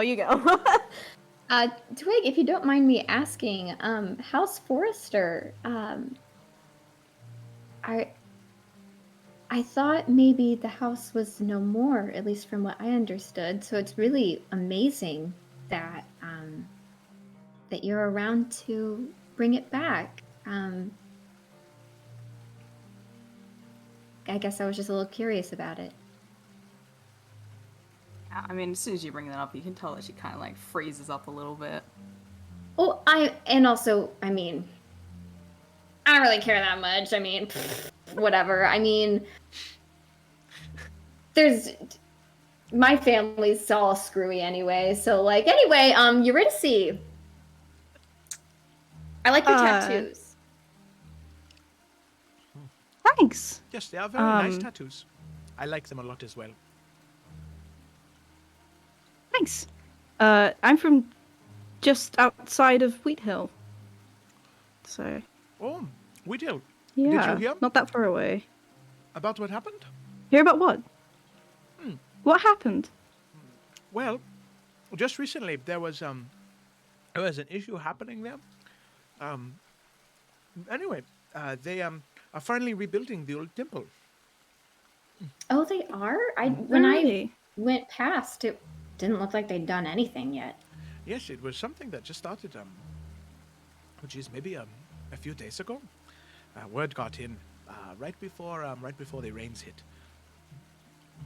But I'm happy to hear it. Why didn't they rebuild it sooner?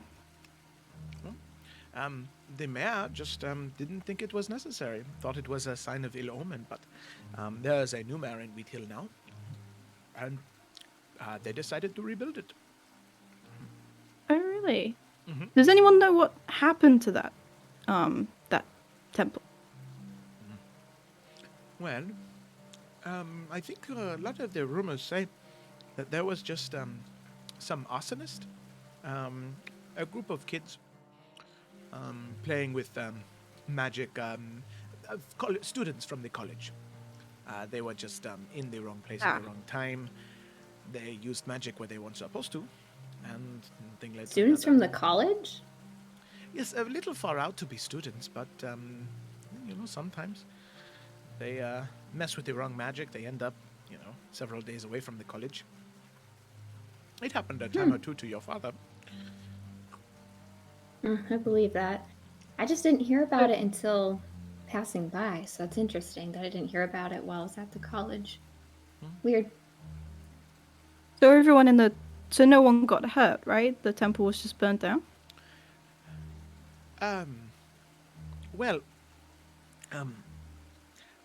Maybe one of the reasons why it took so long to rebuild it is the father of the temple.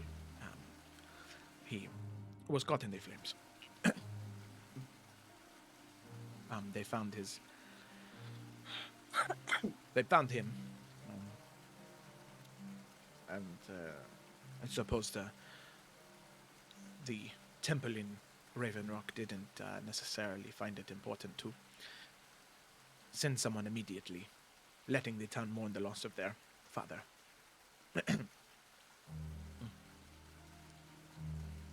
That's awful. I can understand why they didn't rebuild it now. Yes. The worst part is, it wasn't just the temple, too. What else was it? Apparently, the fire had spread, and there were several houses that were caught in a line.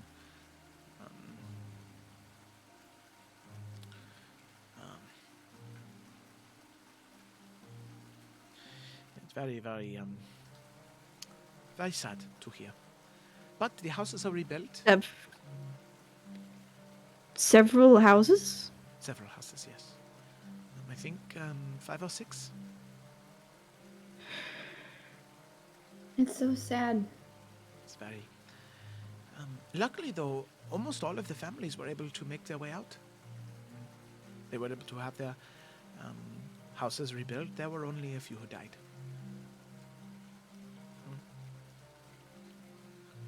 Just a few. Yes, I think and I might be mistaken, but I think the total number of deaths was 5 to 6 people. The father and then a few others in the different houses.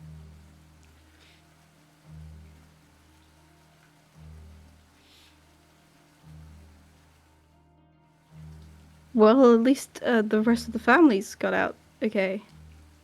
And they had the houses rebuilt. Exactly. Silver linings and all that. Through tragedy, the town came together. They rebuilt the houses. They gave much of their money to the families who had lost their homes so they could repurchase the things they needed to. It was a wonderful act of charity. Sad that it happened in the first place, but it seems as though they're beginning to make their way out of it on the other end of the tunnel. Eurydice, do you want to?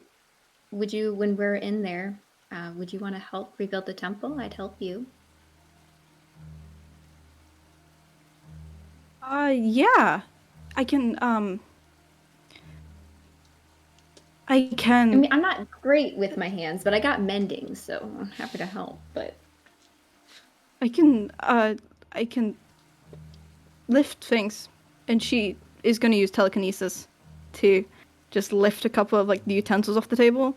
Well, would you look at that? Oh my gosh. Yeah. I always loved that trick. I wish I could have learned it. It just kind of showed up one day, so maybe you'll get lucky and it'll just kind of appear.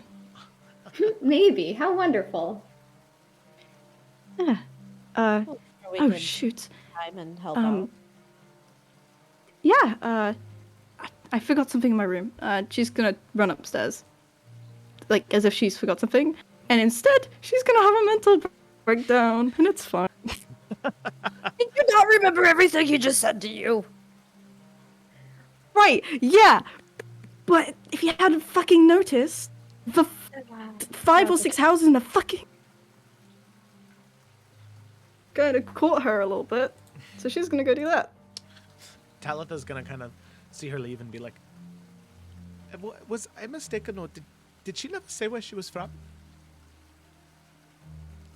Well, I'm actually not from around here at all. From very, very far away. But I spend a lot of time... He's, trying to change the subject. Yeah, she's kind of, blindsided, oh, okay, we're going this way, okay. From a place very far from here.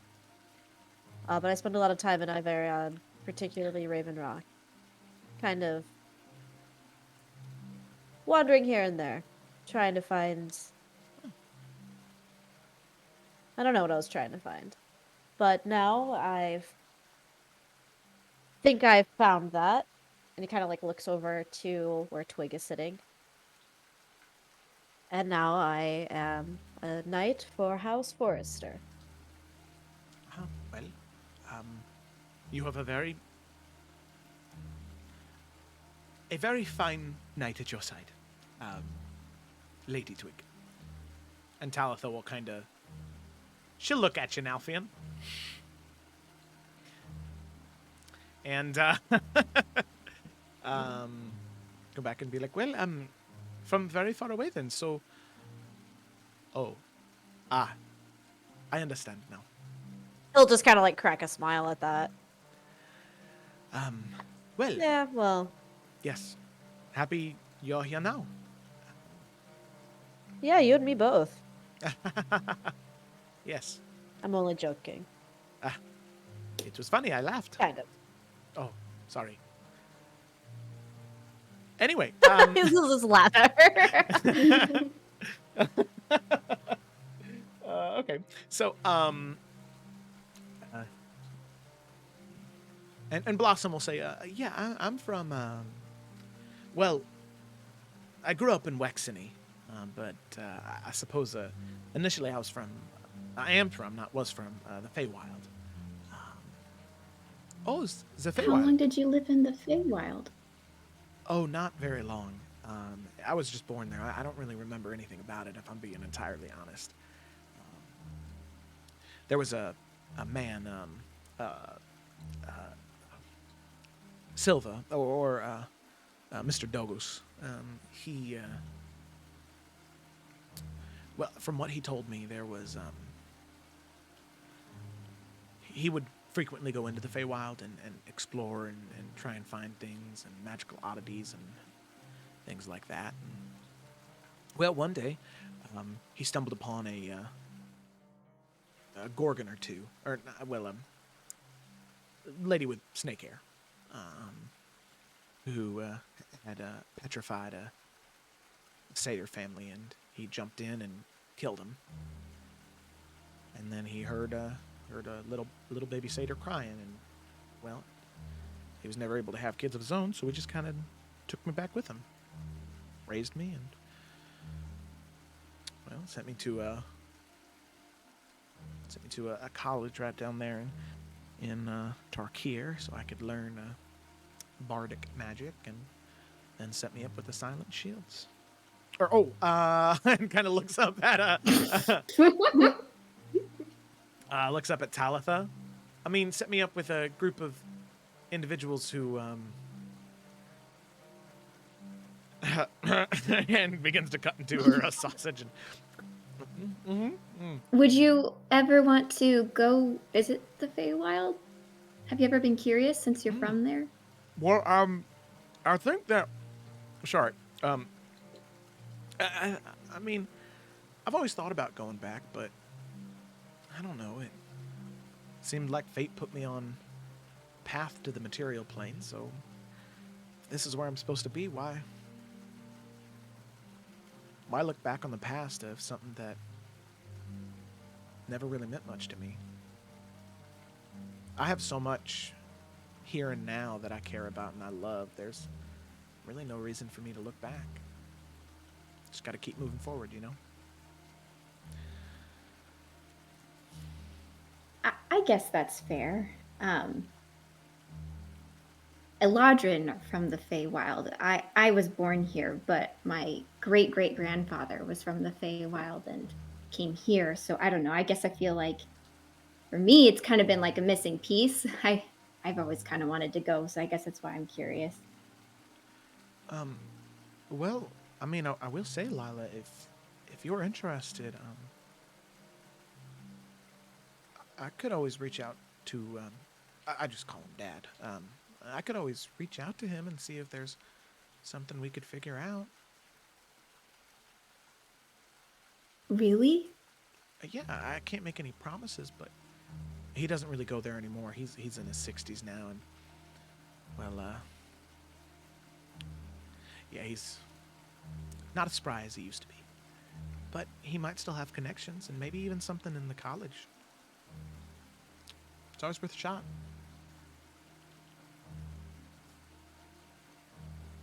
She's just like kind of glowing right now.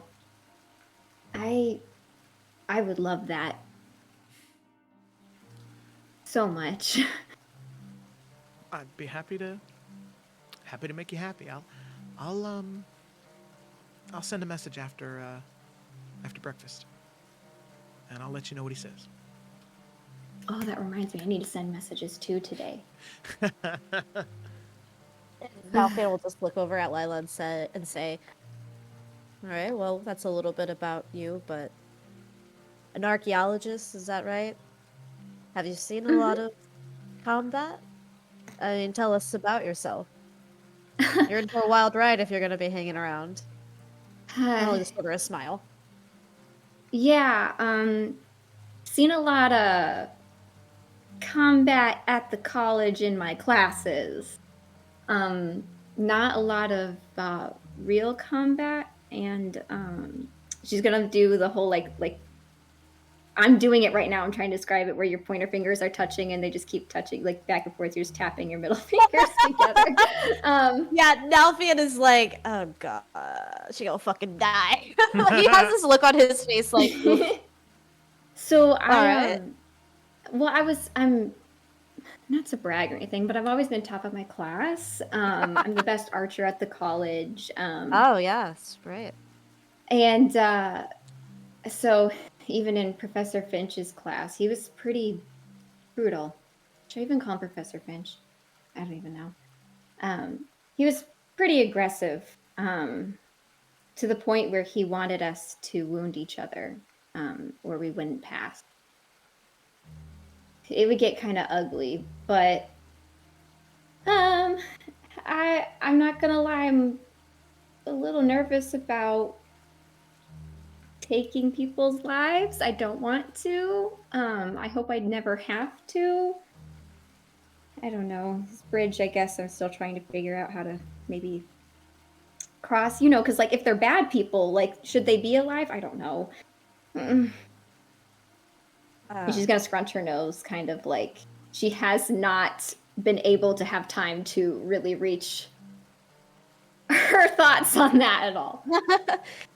Nalfian just kind of like gives her a very reassuring smile, and he'll just say, hey, top of your class, it's great. At least you know what you're doing. You know how to aim, you know how to shoot. Now you just gotta follow through. But you're right. Yeah. It makes a difference knowing who is on your side and who's not. But we're here to help with that.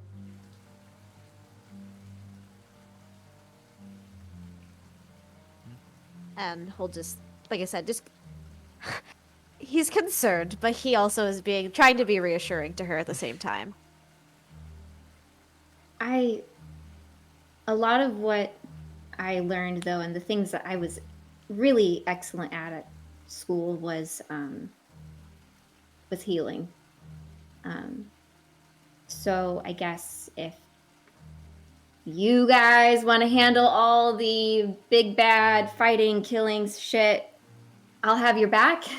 I mean, I know I can do it. And I don't know. Like I said, haven't really reached that place yet where I've even had to make that choice.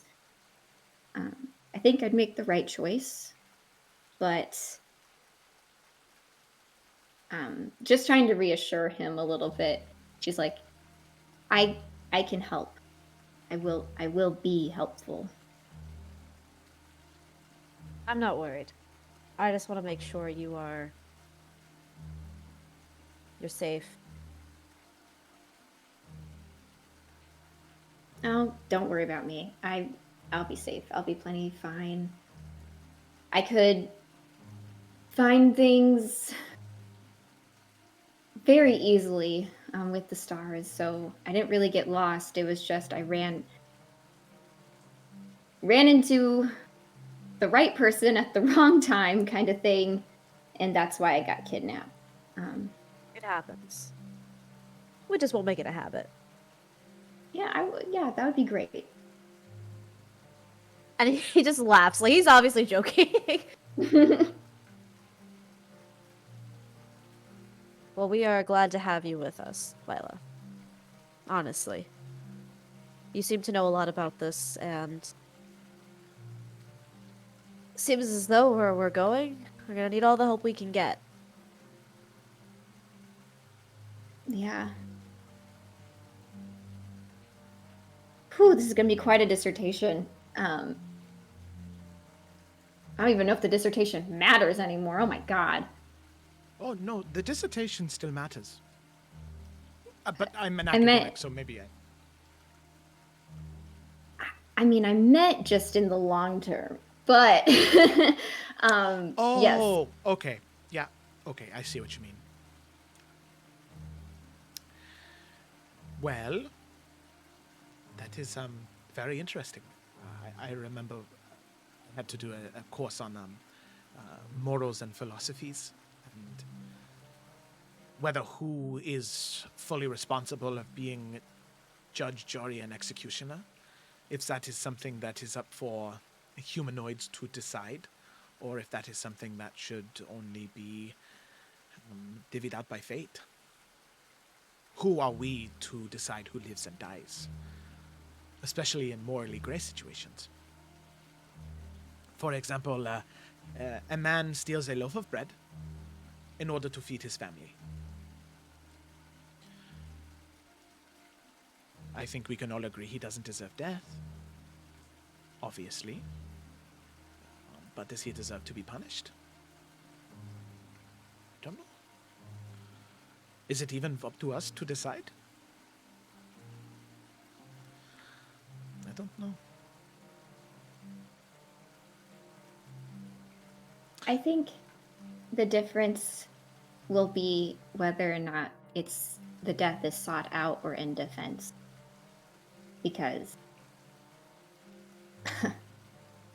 I know if anyone was attacking my sister, they'd be dead in a minute, not even. So that to me is very clear. So maybe I have it figured out. I just it's hard to think about. It is. Many that live deserve death, and some that die deserve life. It just... I think that the one thing that I always kept in mind, regardless of where I was at, was to not be too eager to deal out that judgment. I think the moment that it becomes too easy is the moment when you start to lose pieces of yourself.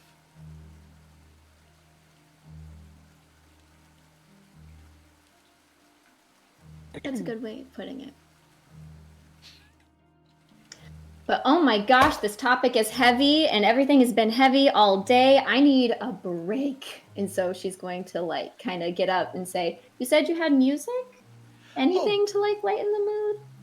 Yes, I do have a little bit. I'm kind of curious as Talitha just kind of like points down towards Puabi, who's just kind of been sitting at the table quietly, just spooning like sausage gravy into her mouth. Poor Puabi. Oh, yeah. Her dad's helping Emerald right now, and she doesn't speak common. Oh. So we're just kind of helping her out. Do you know what languages she does speak? Well, she's a Dowie, so I guess, well, any form of Dwarvish is helpful, at least. It's how we've been able to talk to her so far. I don't speak Dawi. In fact, I have never heard of a Dawi before, so that's interesting, at least. But do you know about how old the Dawi culture is? Oh, well, old is, I feel like, the easiest answer. And I don't know, did we actually get a... I feel like she did get a date at some point. I cannot remember. Upwards of thousands, but you know that they disappeared around, I think it was... Like 750 or something years ago, I can't even remember. Yeah, like that was like Yeah, their, 700 years ago. yeah, their final disappearance. But you obviously know their culture has been in existence since that first war against the Dark One, which was upwards of 2,000 years ago. certainly older than thousands of years at least. Oh wow. Okay. I did do a small journey to the World's Crown to investigate the dwarves there. Um, Shortly after the return of Queen Gwynla and King Bannock. So I might have something. There were scripts. I speak Dwarvish as well, and I might have some things that I can try and help with. And you see her speak Dwarvish, and there are a few things. It still sounds a little broken to you, Twig, but for the most part, whole. And Puabi does kind of perk up because there are more words that she recognizes as the two of them begin to talk back and forth. As they do, they have a brief conversation, and Puabi isn't necessarily smiling, but she does have a little bit more straightness to her spine and just a little bit more energy. And Talitha sort of looks up and she says, well, don't get your hopes up. I can't promise anything, but I'm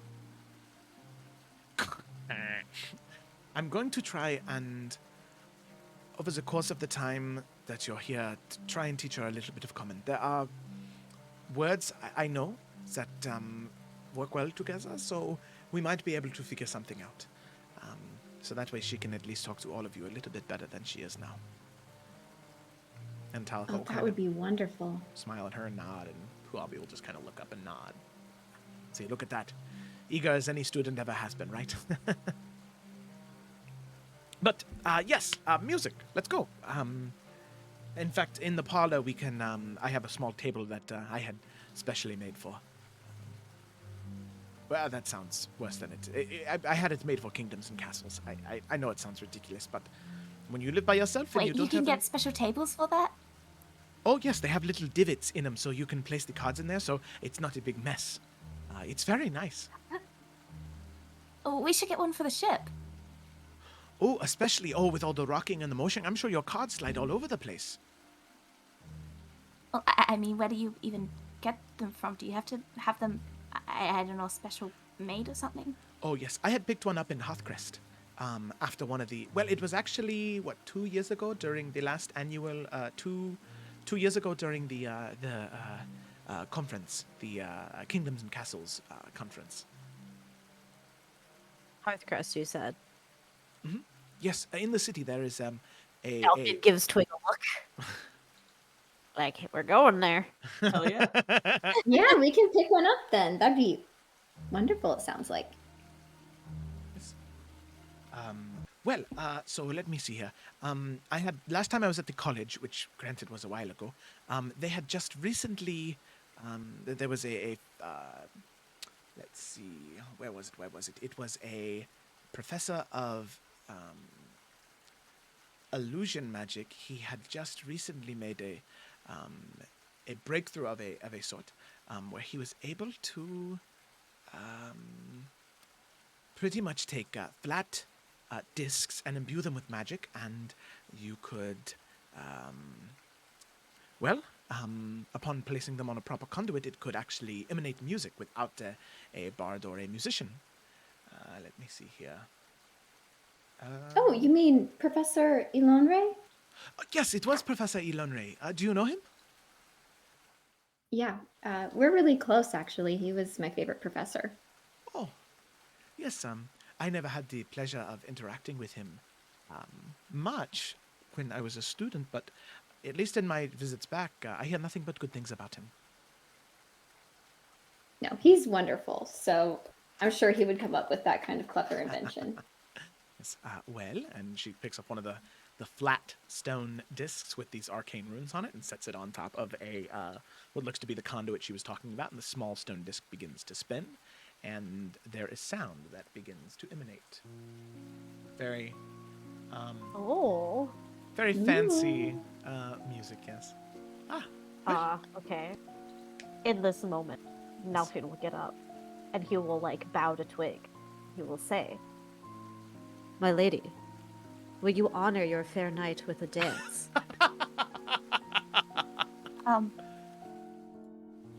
Okay. Great. And he will swoop her up. Aww. Lila will turn to Blossom. Do you like to dance? Well, let's just say, honey, I've got 2 hooves for feet, so I'm not very good, but I'll give it my all. I'm sure you'll be great. And then she'll like take her hand and also dance. Oh. Except for Lila's not a lead, but they'll figure it out. Blossom is not good. And Huabi kind of like looks into the room and Talitha says, oh. And she sort of gestures her hand and sort of does the same and kind of begins to slowly dance with Puabi. They have rhythm. They just don't have rhythm in their feet. After Lila has her feet stepped on by the hooves one too many times, she's gonna say, Sorry. Oh no, you're fine. I just was thinking, Eurydice's been up there a while. I think I'm gonna just ask if she wants to come dance. Oh. Yep. That's all right. Go for it. Before you go, Lila, Nalfian's gonna give you like a look of concern on his face, but he's not gonna say anything. Lila will kind of like clock it and nod. Yeah. Say that again, I'm sorry. No, I was gonna say hopefully like she understands, like he's trying to tell her through his eyes, just be gentle with her. Now you guys know that trend on TikTok where it's like only girls can read these eyes. She knows. Yeah, So- okay, good. Okay, yeah. Okay, cool. Cool. So she will do a more gentle approach than normal and kind of go upstairs and then just kind of knock on the door and say, "Hey, it's Lila. Can I come in?" Yeah. Yes. Yeah, that's fine. And Yep. And as Lila opens she'll the door, slowly open the Eurydice, door. you can hear the music sort of coming up from downstairs a little bit clearer. Mm-hmm. We ended up after breakfast having a dance party. a calm Oh. one. Nothing, not like a rage or anything, but Mm-hmm. it's just in a second. Just kind of want to see, how you're doing. If you want to come down and join us or anything.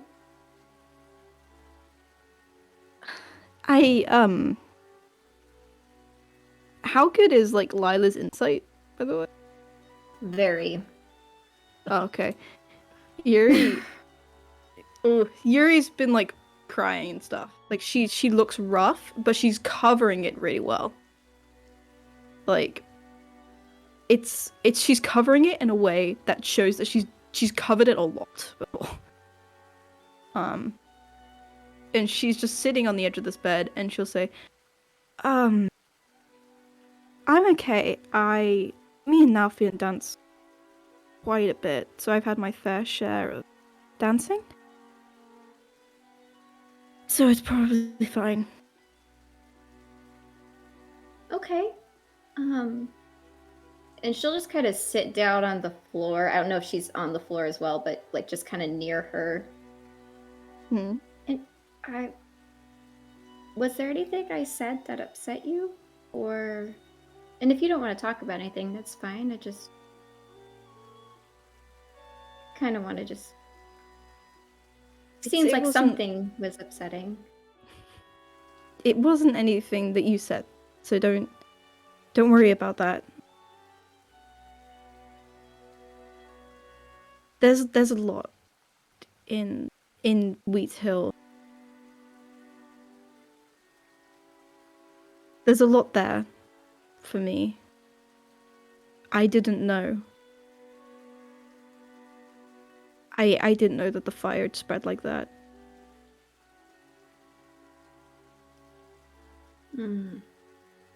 So you heard about the fire, but you didn't know what it all consumed.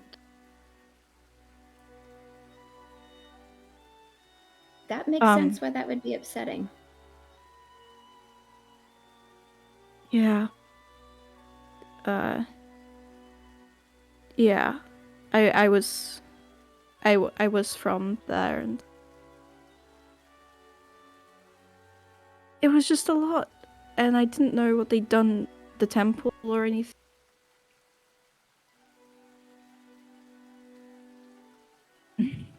It was just, I didn't know. It was quite a bit.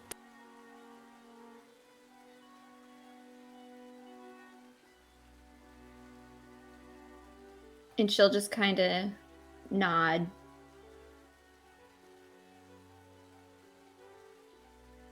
Yeah, I guess I should have thought about it being your home, and maybe that would be not the lightest topic for you.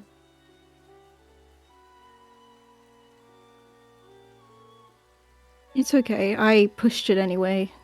I wanted to. Well, when she mentioned that there was, I want to know what happened. Pretty much.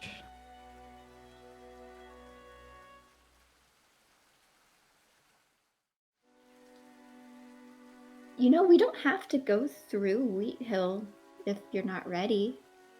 We could go to Hearthcrest and kind of skip by. We do need to go. There's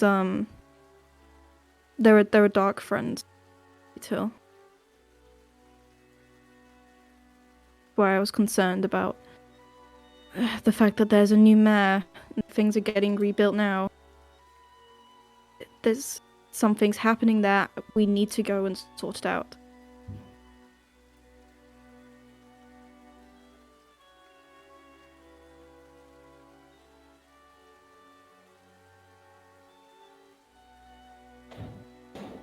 Okay. I just feel bad, you know. That's gonna be so hard for you.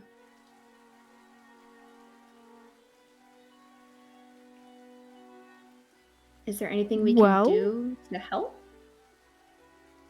I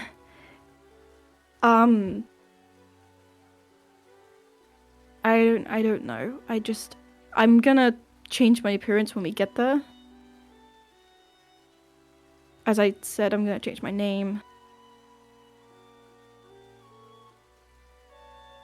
People can't know I'm there. Something to do with family. It'll be a lot easier if people don't know.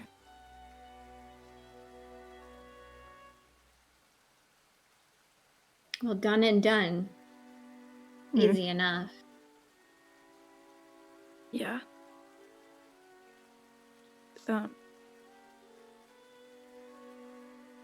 Yeah, I'm pretty emotional anyway, so it's fine. I get very choked up very easily.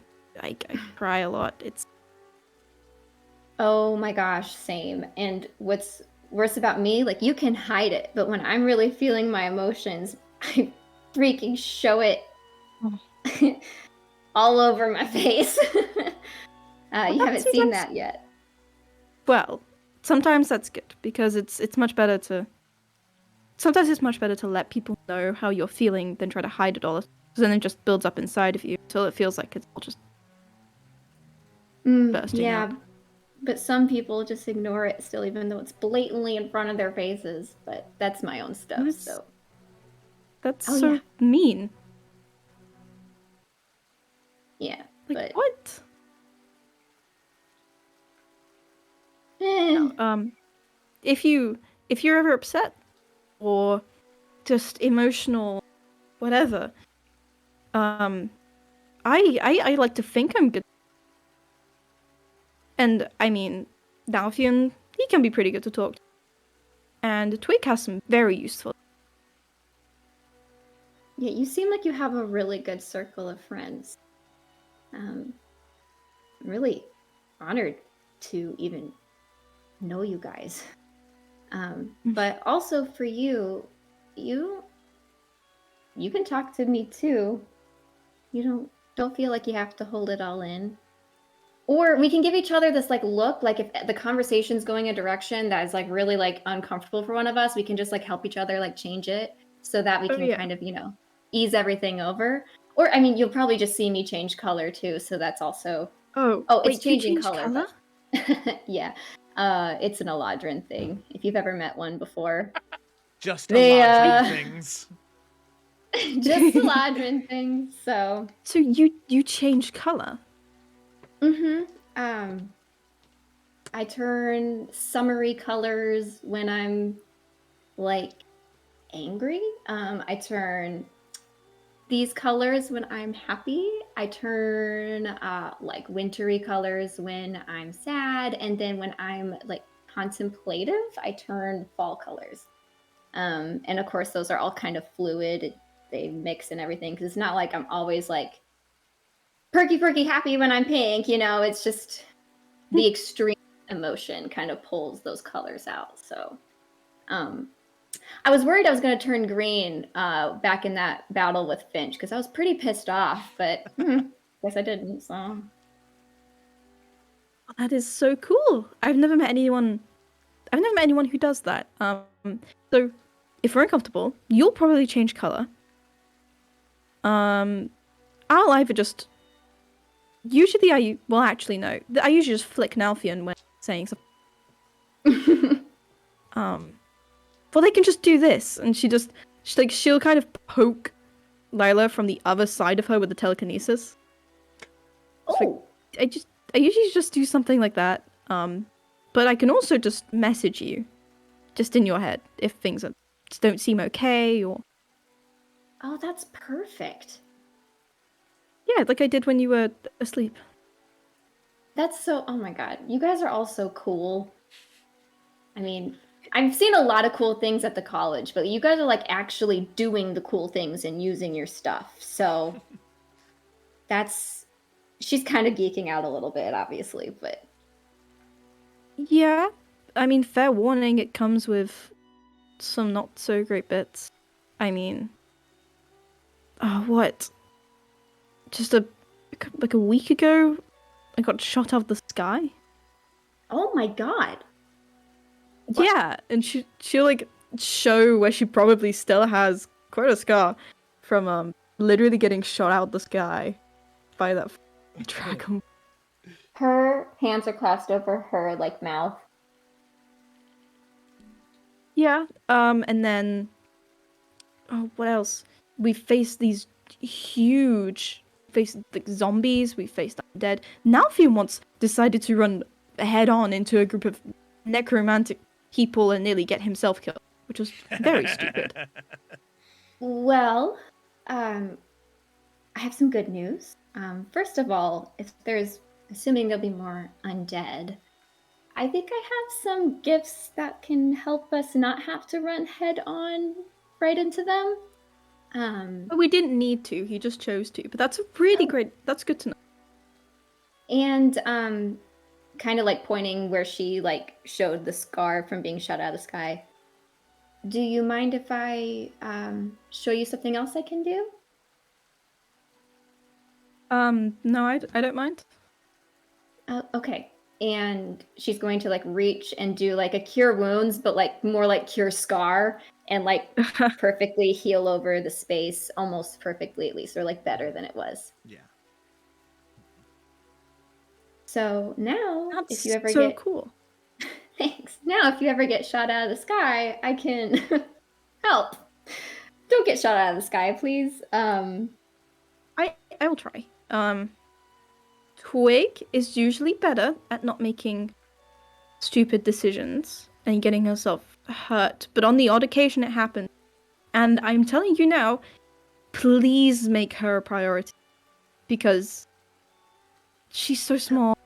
And if anything happens to her, neither me or Nalfion will ever forgive ourselves.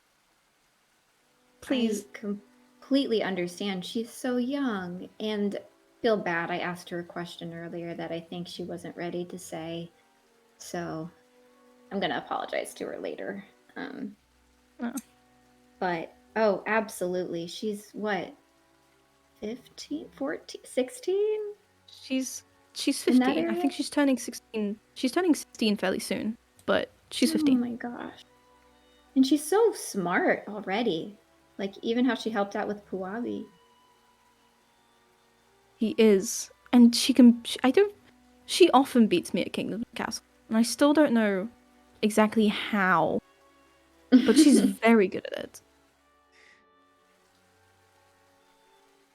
Well, I Yeah. promise you. I promise you I'll make her a priority. But I'm going to keep an eye on you and Alfian too, and Blossom.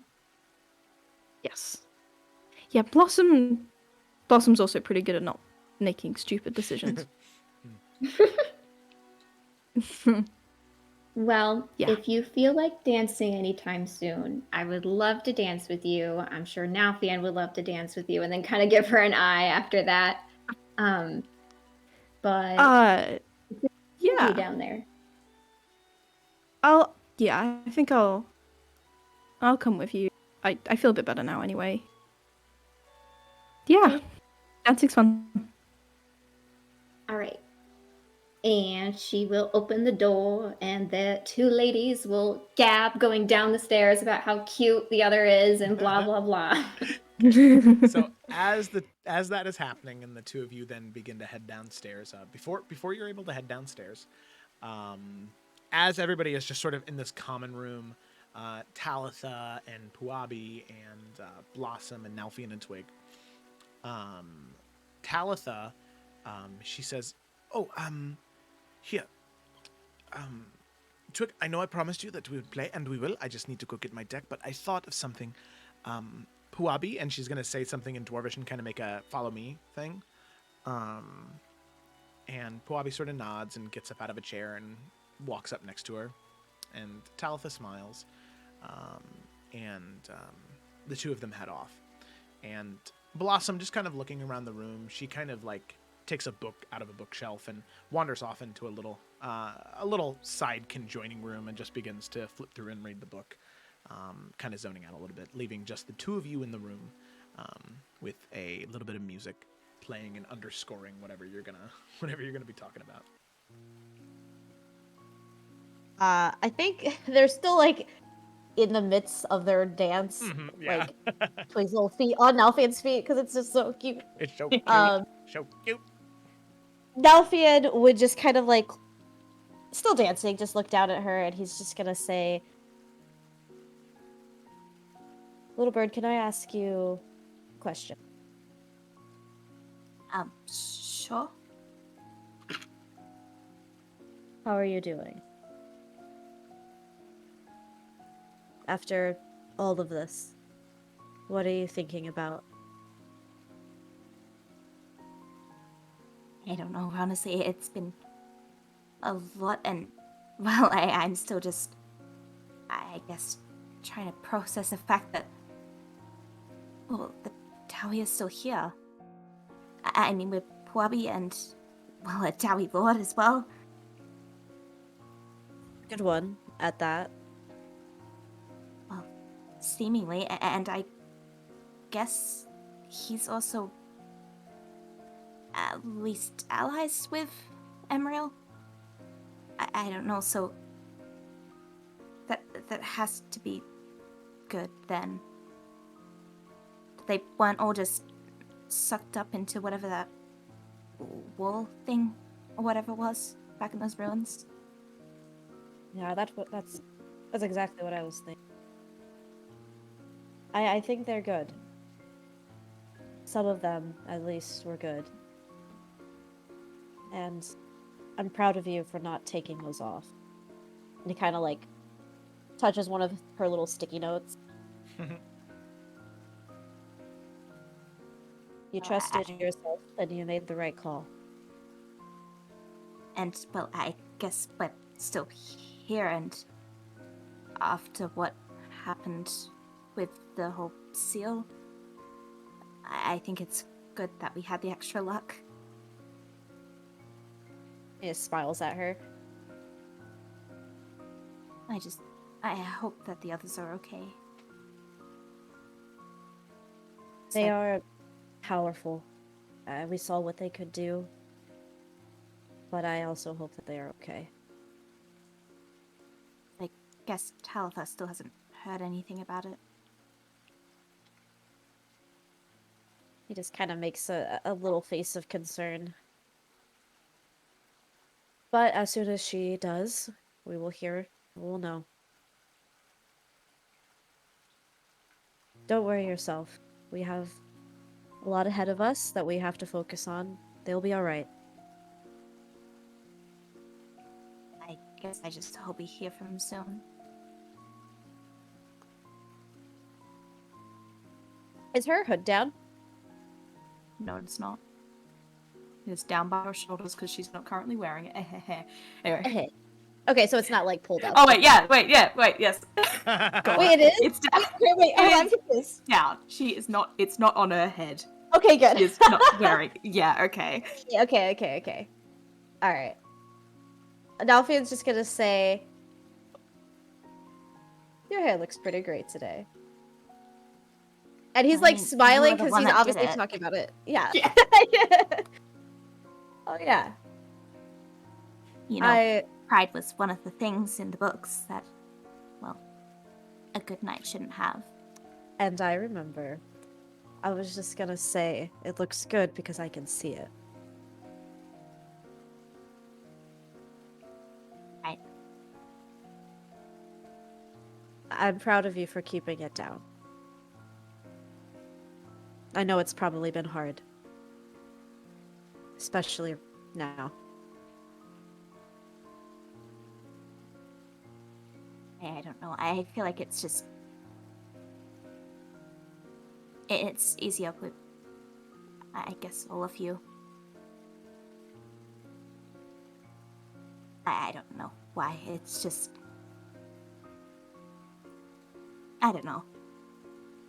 It's good. You should be proud of yourself. You are doing good, Twig.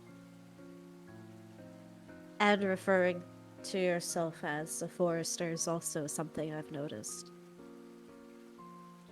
And that is also good. But I just want to make sure you remember what I said to you. I want you to do what you want to do. Not because you feel like you have to.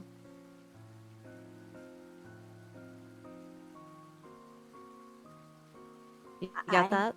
Know that. Good. And he'll like lightly pinch your nose. And I think that's the thing after all. I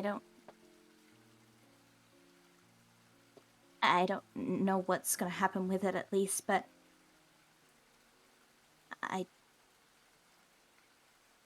don't want to ignore the fate of the Forester House anymore. I don't think it's going to go away. And well, now that since, well, basically part of it too now, and so it's not just me. It's not just you. I am here every step of the way. And we are going to make sure that everybody knows, when you're ready, of course, that House Forester is alive and well. Well, I have a feeling the way that Isabella seemed so, well, driven for it. Whatever happens after the Green Lady, I think there's definitely gonna be more people that know. You'll be ready for it. I know you will. We will And be do you ready think for it. You will be ready for it? I You mean, know- I feel like a lot of the burden is put on your shoulders there. I wouldn't have signed up, wouldn't have volunteered, I wouldn't have stepped up if I didn't think I'd be ready, Twig. I would fight through every night in hell and back for you.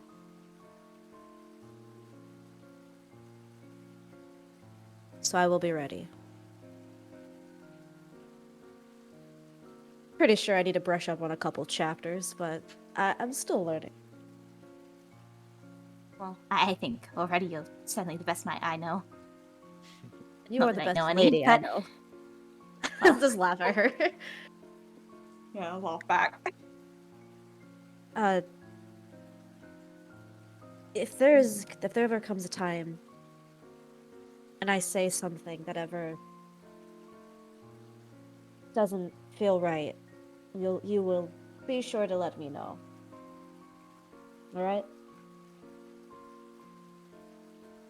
What do you mean by that, though?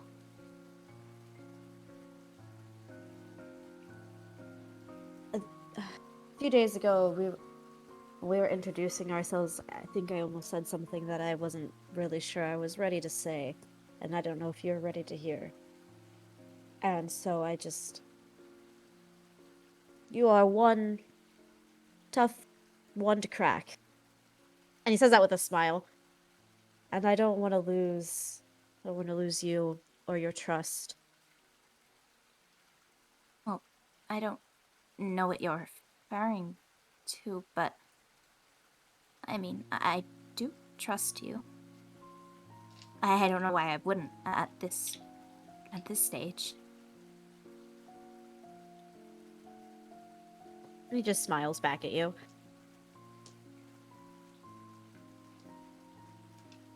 Well, what were you going to say? I don't know just yet. Okay. Well, I guess if you find what you were going to say, you could ask. I'm confused. That's okay, Twig. Don't worry about it. When I find those words, I will make sure I ask. Right. Okay, and right at about that moment, Eurydice and Lila come down the stairs as Puabi and Talitha re-enter in and sort of reconjoin all together as one. The music's still playing in the background. You can see a small wooden case, Twig, within Talitha's hands as she moves over to one of the walls, and you can see her twist a little knob on the wall and pull it down, and you can see these legs kind of pop out of this sort of wood paneling, and it falls down into the ground, revealing this very, very nice table with these divots, the exact shape of Kingdoms and Castles cards. And she pulls up 2 chairs, and she says, "Well, if you're ready to get your butt whipped, you may sit right there." Well, I think that would be. I think that would be remain to be seen, but I think I'm certainly ready for a challenge. Well, crack her neck, crack her knuckles. She undoes the wooden sheath on the cards, throws them in her hand, and she begins to shuffle them. All right. Well, and she sets her deck off to the side. If you're ready, I'm ready. I'm ready. All right. So I will let you know that I can promise you these cards are very new. So don't be surprised if there are mechanics that you don't recognize, all right? If anything comes up, I'll let you read the cards. I have no problem with you holding them, all right? Okay.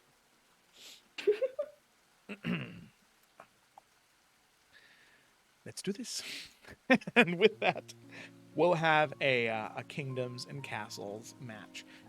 So how this is going to work is it's up to you. You can either make intelligence or wisdom checks. 3 rounds. Wisdom. Yeah, I figured. Where there's a setup, a battle, and then a resolution round. Oh, wait, did she get the new deck? No, she's still got her old deck, right? Oh, I thought she was getting a new fancy one. No, because I think Talzar's got like all the new fancy cards. Yeah. Oh, damn her. Talitha Okay. does. Talitha does. Yeah. You gotta beat it off of her, Twig, Twig. do you remember Yeah, what deck you were using? It's the Afera deck. The Afera deck. Oh, as soon as you it will say Does that she you have that too? That's awkward. you flip a coin and you you decide to go first. As soon as you begin to, on your first turn, begin to lay these this faith-based nation dedicated to Astitia, you can see her head kind of cock, and she says, "Well, I think that this is going to be a very interesting match."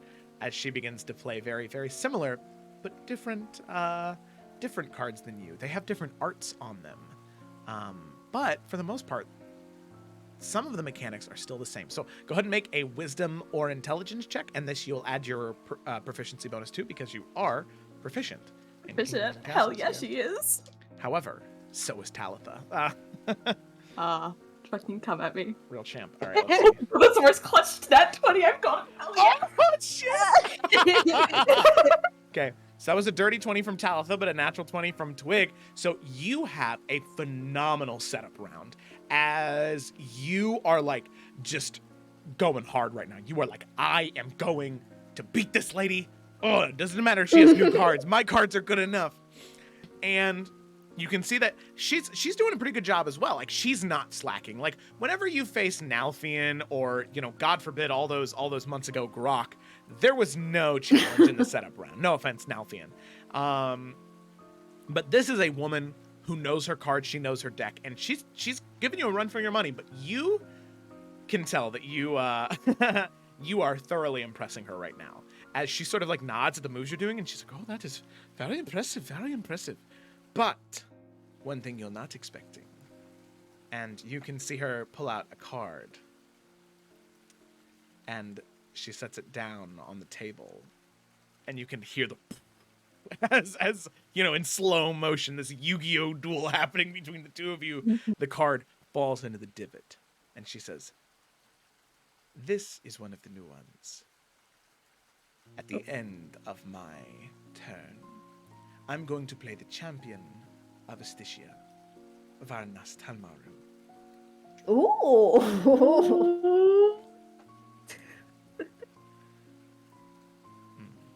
Because we've definitely heard everyone's names, haven't We've we? heard, Yeah. in real told us. Yeah, yeah. That's cool.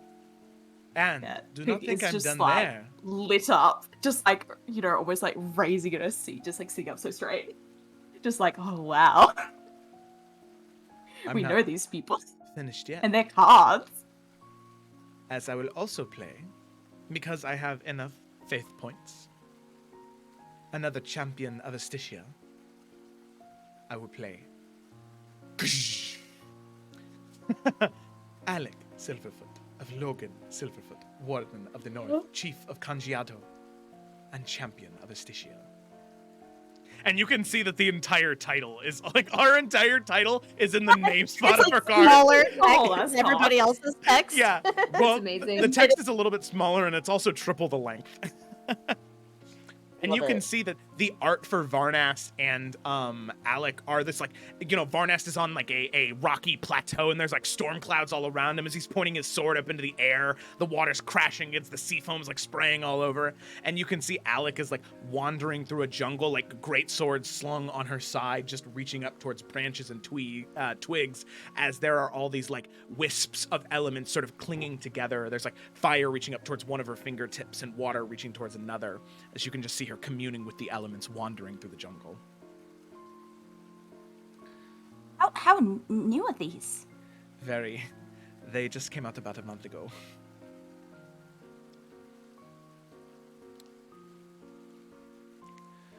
With that, Twig, however, you are in a very good position. You kind of get a little caught up, but you realize that you've accrued enough faith points to play Eliza. This early in the Oh, game. yeah, she's definitely someone where she's gonna, like, you know, she would rather hold that on until, like, you know, Yeah. it'd be like, she'd save her cards Oh, essentially. yeah. Of course. Like, just have that, like, in her hand, knowing that she can play it at any moment and just, like, you know, just be holding on to it. Yeah. She's Okay. definitely more of that strategic player than, like, you know, just powering on through. Totally, yeah. So you use this as sort of a setup phase where, like, anything you want to do for the rest of the game, you're going to have an easy time doing. So we'll go into our second phase here. I would like you to make a wisdom check with advantage because of your extreme setup the first time. So this is going to be her roll now. So, ooh, that's pretty good. It's pretty good. Oh. That's a, what is it, +5 proficiency as well. Is that proficiency right now? It's a 3 or something, right? Yeah, +3 is your proficiency. Oh, so... yeah, +3. Okay, so that's a 3 + 7 + 12, 19. Okay, that's okay. 19, okay. She got a 24 that time. Ah. So, luckily, you two are very evenly matched in this moment. Like, you are realizing now, Twig, that it is going to be the final round that determines the victor of this match. As your first battle and the first few battles that you do are stalemates, you go through another setup phase as you've reached too many stalemates, and now you kind of go back to the first round, reset up some other things. Varnast and Alec are still alive, just barely. on the battlefield. They still have enough number of tokens, but sadly, in the sort of second round of combat, Varnast sadly dies, leaving Alec alone. And you can see Talitha sort of swiping through her cards. She plays a few more to draw a couple extra cards, and she smiles. And she's going to spend her last few faith points as a sort of Hail Mary, and she's going to lay down another card and sort of slide it next to Alec and tuck it underneath. As she says, using my last faith points, I will play Morning Light, trusted companion of Alec Silverfoot. When Morning Light enters the battlefield, Alec recovers all lost tokens so far. Yes. Big mouth is just the gasp. And you can see, Twig, you've never seen an animal like this before. It is like a pangolin and a German shepherd combined. Wait, can I look at that card? Oh, yes, of course. Please. Here you go. Yes, he's a very rare breed of animal in Ifara. It's very, very quite interesting. I've never even heard of these things. Yes, Doggerlands they are called. It's very, very nice animals. And I hear that the one that Alec is in ownership of, oh, well, not ownership. I believe in an, there was Partnership? partnership. Yeah, she was getting to it. Companionship? Okay. Apparently, there was a reporter who did an expose, interviewed them, apparently, and more of a partnership, really. They are friends before they are sort of pet and owner. They are friends. And I just think that is so sweet. So, I love that. Yes. Yes, and so I suppose I don't need to keep it a secret anymore. It was the Warden's expansion pack of the Kingdoms and Castles. Yeah, we've heard about these people. Not only Wardens of Afera, but also Wardens of the Gemstone Archipelago. They have done a lot, really. I mean, if they've got cards after them. I suppose you're right. Oh. Well, oh, sorry, I got caught up. Let's continue. Final round. Oh, right, then. Yeah, she'll just, like, return the card. All right. So, during that second round, I'm assuming you would have held on to Eliza and waited until the third round? Oh, yeah. Okay. Absolutely keeping it on as a trump card. Yeah. So, not advantage. This next one is a straight roll, but you do pretty much have like a bardic inspiration, so like a D8 to expend in order to play Awesome. Eliza. So, see Awesome. hers? Ooh. Come on, please be good. Okay. What did I say? That's +7. Okay, so that's a non-natural 20 with an extra 4, so 24. Okay, with that. I'm assuming it was a D8 bardic. I don't know. Yeah, that's what I said. Yeah, D8. Yep. Okay. That's what I thought I said. So with that, as you go into the final round, you can see that it is coming down to the wire. You are lost out on a lot of your faith points that you had just trying to hold yourself over, as Alec and Doggerland are a fighting force to be trifled with. They are relentless. They are tenacious. It is realistic to what happens in the real world. As the two of them are sparring back and forth and back and forth, eventually you realize, Twig, that you have to use it. It's time now. And as you play Eliza Silverfoot, you can see that Talitha's eyes go wide. And She's doing it like as the most grand gesture. as you throw the It's like card one of down. those things from like Indian, like, you know, dramas, how it has like 6 different angles of the card. The camera angle, yeah. Now it's just going, yeah. And with that, as you play it and finish out the game winning, Twig, beating Talitha, you can see that her jaw drops and her eyes go wide, not in like anger, but in surprise and happiness.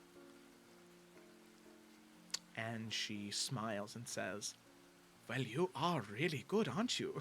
Wow. Well, I've had time to practice. I suppose so, I can tell. Well, you've never played in any professional games, have you? That's what you said, right? No. I didn't really realize it was professional games. Yes, and well, it is tradition that when you're beaten, you give one of the cards of your deck to the victor. And before you say anything else, this is non-negotiable. I am a part of a membership. I have to do this, or else they revoke my membership. And Twig, my favorite card, honestly, is Alec. And she puts it out and sets it on the table. And as you go to like set your fingers down on it, she kind of stops you and says, "But the thing is I cannot bear to separate Alec from Doglin. So, good luck in the competition." And she's gonna also give you Doglin. Oh, well, thank you. I feel like I have to compete now. Oh, well, yes, you Right? do. With those skills, you need to. Do you know what the pot is? I mean, this is a big deal. Well, I mean, to be fair, most of it is just luck, I feel. Luck of the draws, so, literally. She's also really skilled. Don't let her talk herself down. Oh, no, I saw what you did in that first round. She is very, very smart. She knows her way around this deck. Well, we'll let you know when we bring home the trophy. Oh, trophy? Don't. No. There is a gold prize of 10,000 gold for the first place victor. And not only that, there is a holographic Bahamut card to the victor this year. Yes, I'm very upset that I can't go. Ooh, they're really stepping it up. Yes, they are. Last year it was, what was it? It was, some... It was some lesser. It was like a demon card, and I don't even remember. I don't keep up with demons, but it was like cool, but like you couldn't fit it in every deck, so. Yes, it was, jeez, I don't know. Exactly, it was forgettable. But this Completely. is, this right here, this I think is a winner, Twig. Or, Lady Twig Forrester. And she'll kind of like do like a little curtsy in the chair. No, just Twig is fine. Okay, just Twig. Just Twig's in. And I would even offer to give you pointers, but honestly, I'm not sure what to tell you. You're very good. Oh, well, I mean, if you've been in competitions, I'd be willing to hear any advice you have. Oh, okay, well, since you ask, I can tell you a few things. Okay.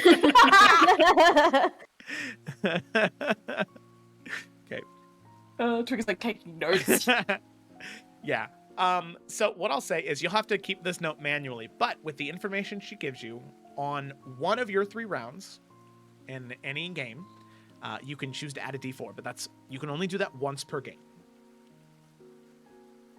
So keep a note of that That's somewhere. awesome. As she gives you Uh-oh. the ticks and the tricks and tips for making your way through these games.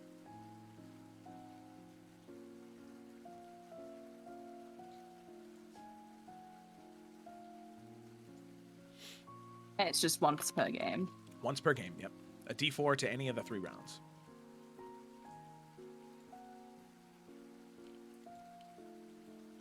What a time. Okay. It's also like, it's not like I got all the wardens, so it's just like, I still gotta collect them all. Pokemon? Yeah, you together. don't have the full set. You'll just have to steal it from her when she's sleeping. It's okay, as long as she's got the most important card, which is Doglin, so. Exactly. Obviously, As long as she's got Morning Light, she's fine. Alex cool too, I guess, I don't know. Nah, Morning Light reigns superior. Yeah, he does. Okay. So. Is there a Sigan card? Oh my Have god. Alec and Sigan in the same deck. Anyway, sorry. Oh. Oh. Playing them out together. Whoa, man. Okay. So Anyway, I'll stop. with that, as you finish your game, there is all of you sort of laughing and joking, just smiling at one another, enjoying this moment. Lila and Eurydice sort of dancing off into the corner to the music. There is a knock at the door, a very rapid, aggressive knock. As Talitha, she says, "Well, that is strange. As soon as all of you told me that you are arriving, I canceled all of my appointments for the next week." Nalfian's drawing his sword. And he'll, like, not push, but like gently put Twig by Eurydice and Lila, and he will go to the door. Talitha will approach with you because it is her house. And she says, But I've seen this movie before. I've seen this movie. Says, if anything should happen, I can dimension door behind you, but let me answer just in case it's not a murderer. All right. Fair enough. And he'll step aside. But he'll be really close next to her. Okay, so with that, you kind of tuck yourself catty corner to the door a little bit just so you can see. And you see, as she opens the door, you see there is a woman, very finely dressed, an umbrella spread out above her head, hair kind of messy, makeup that's sort of strewn across her face, mud caked all over the bottom of her dress and her shoes, and you can see that she's crying. And you can see that Talitha says, Amadra, I'm sorry, I canceled all my appointments this week, and you're not typically supposed to come on Mondays. What is wrong? And Amadra, she just kind of standing in the doorway, just crying, and just says,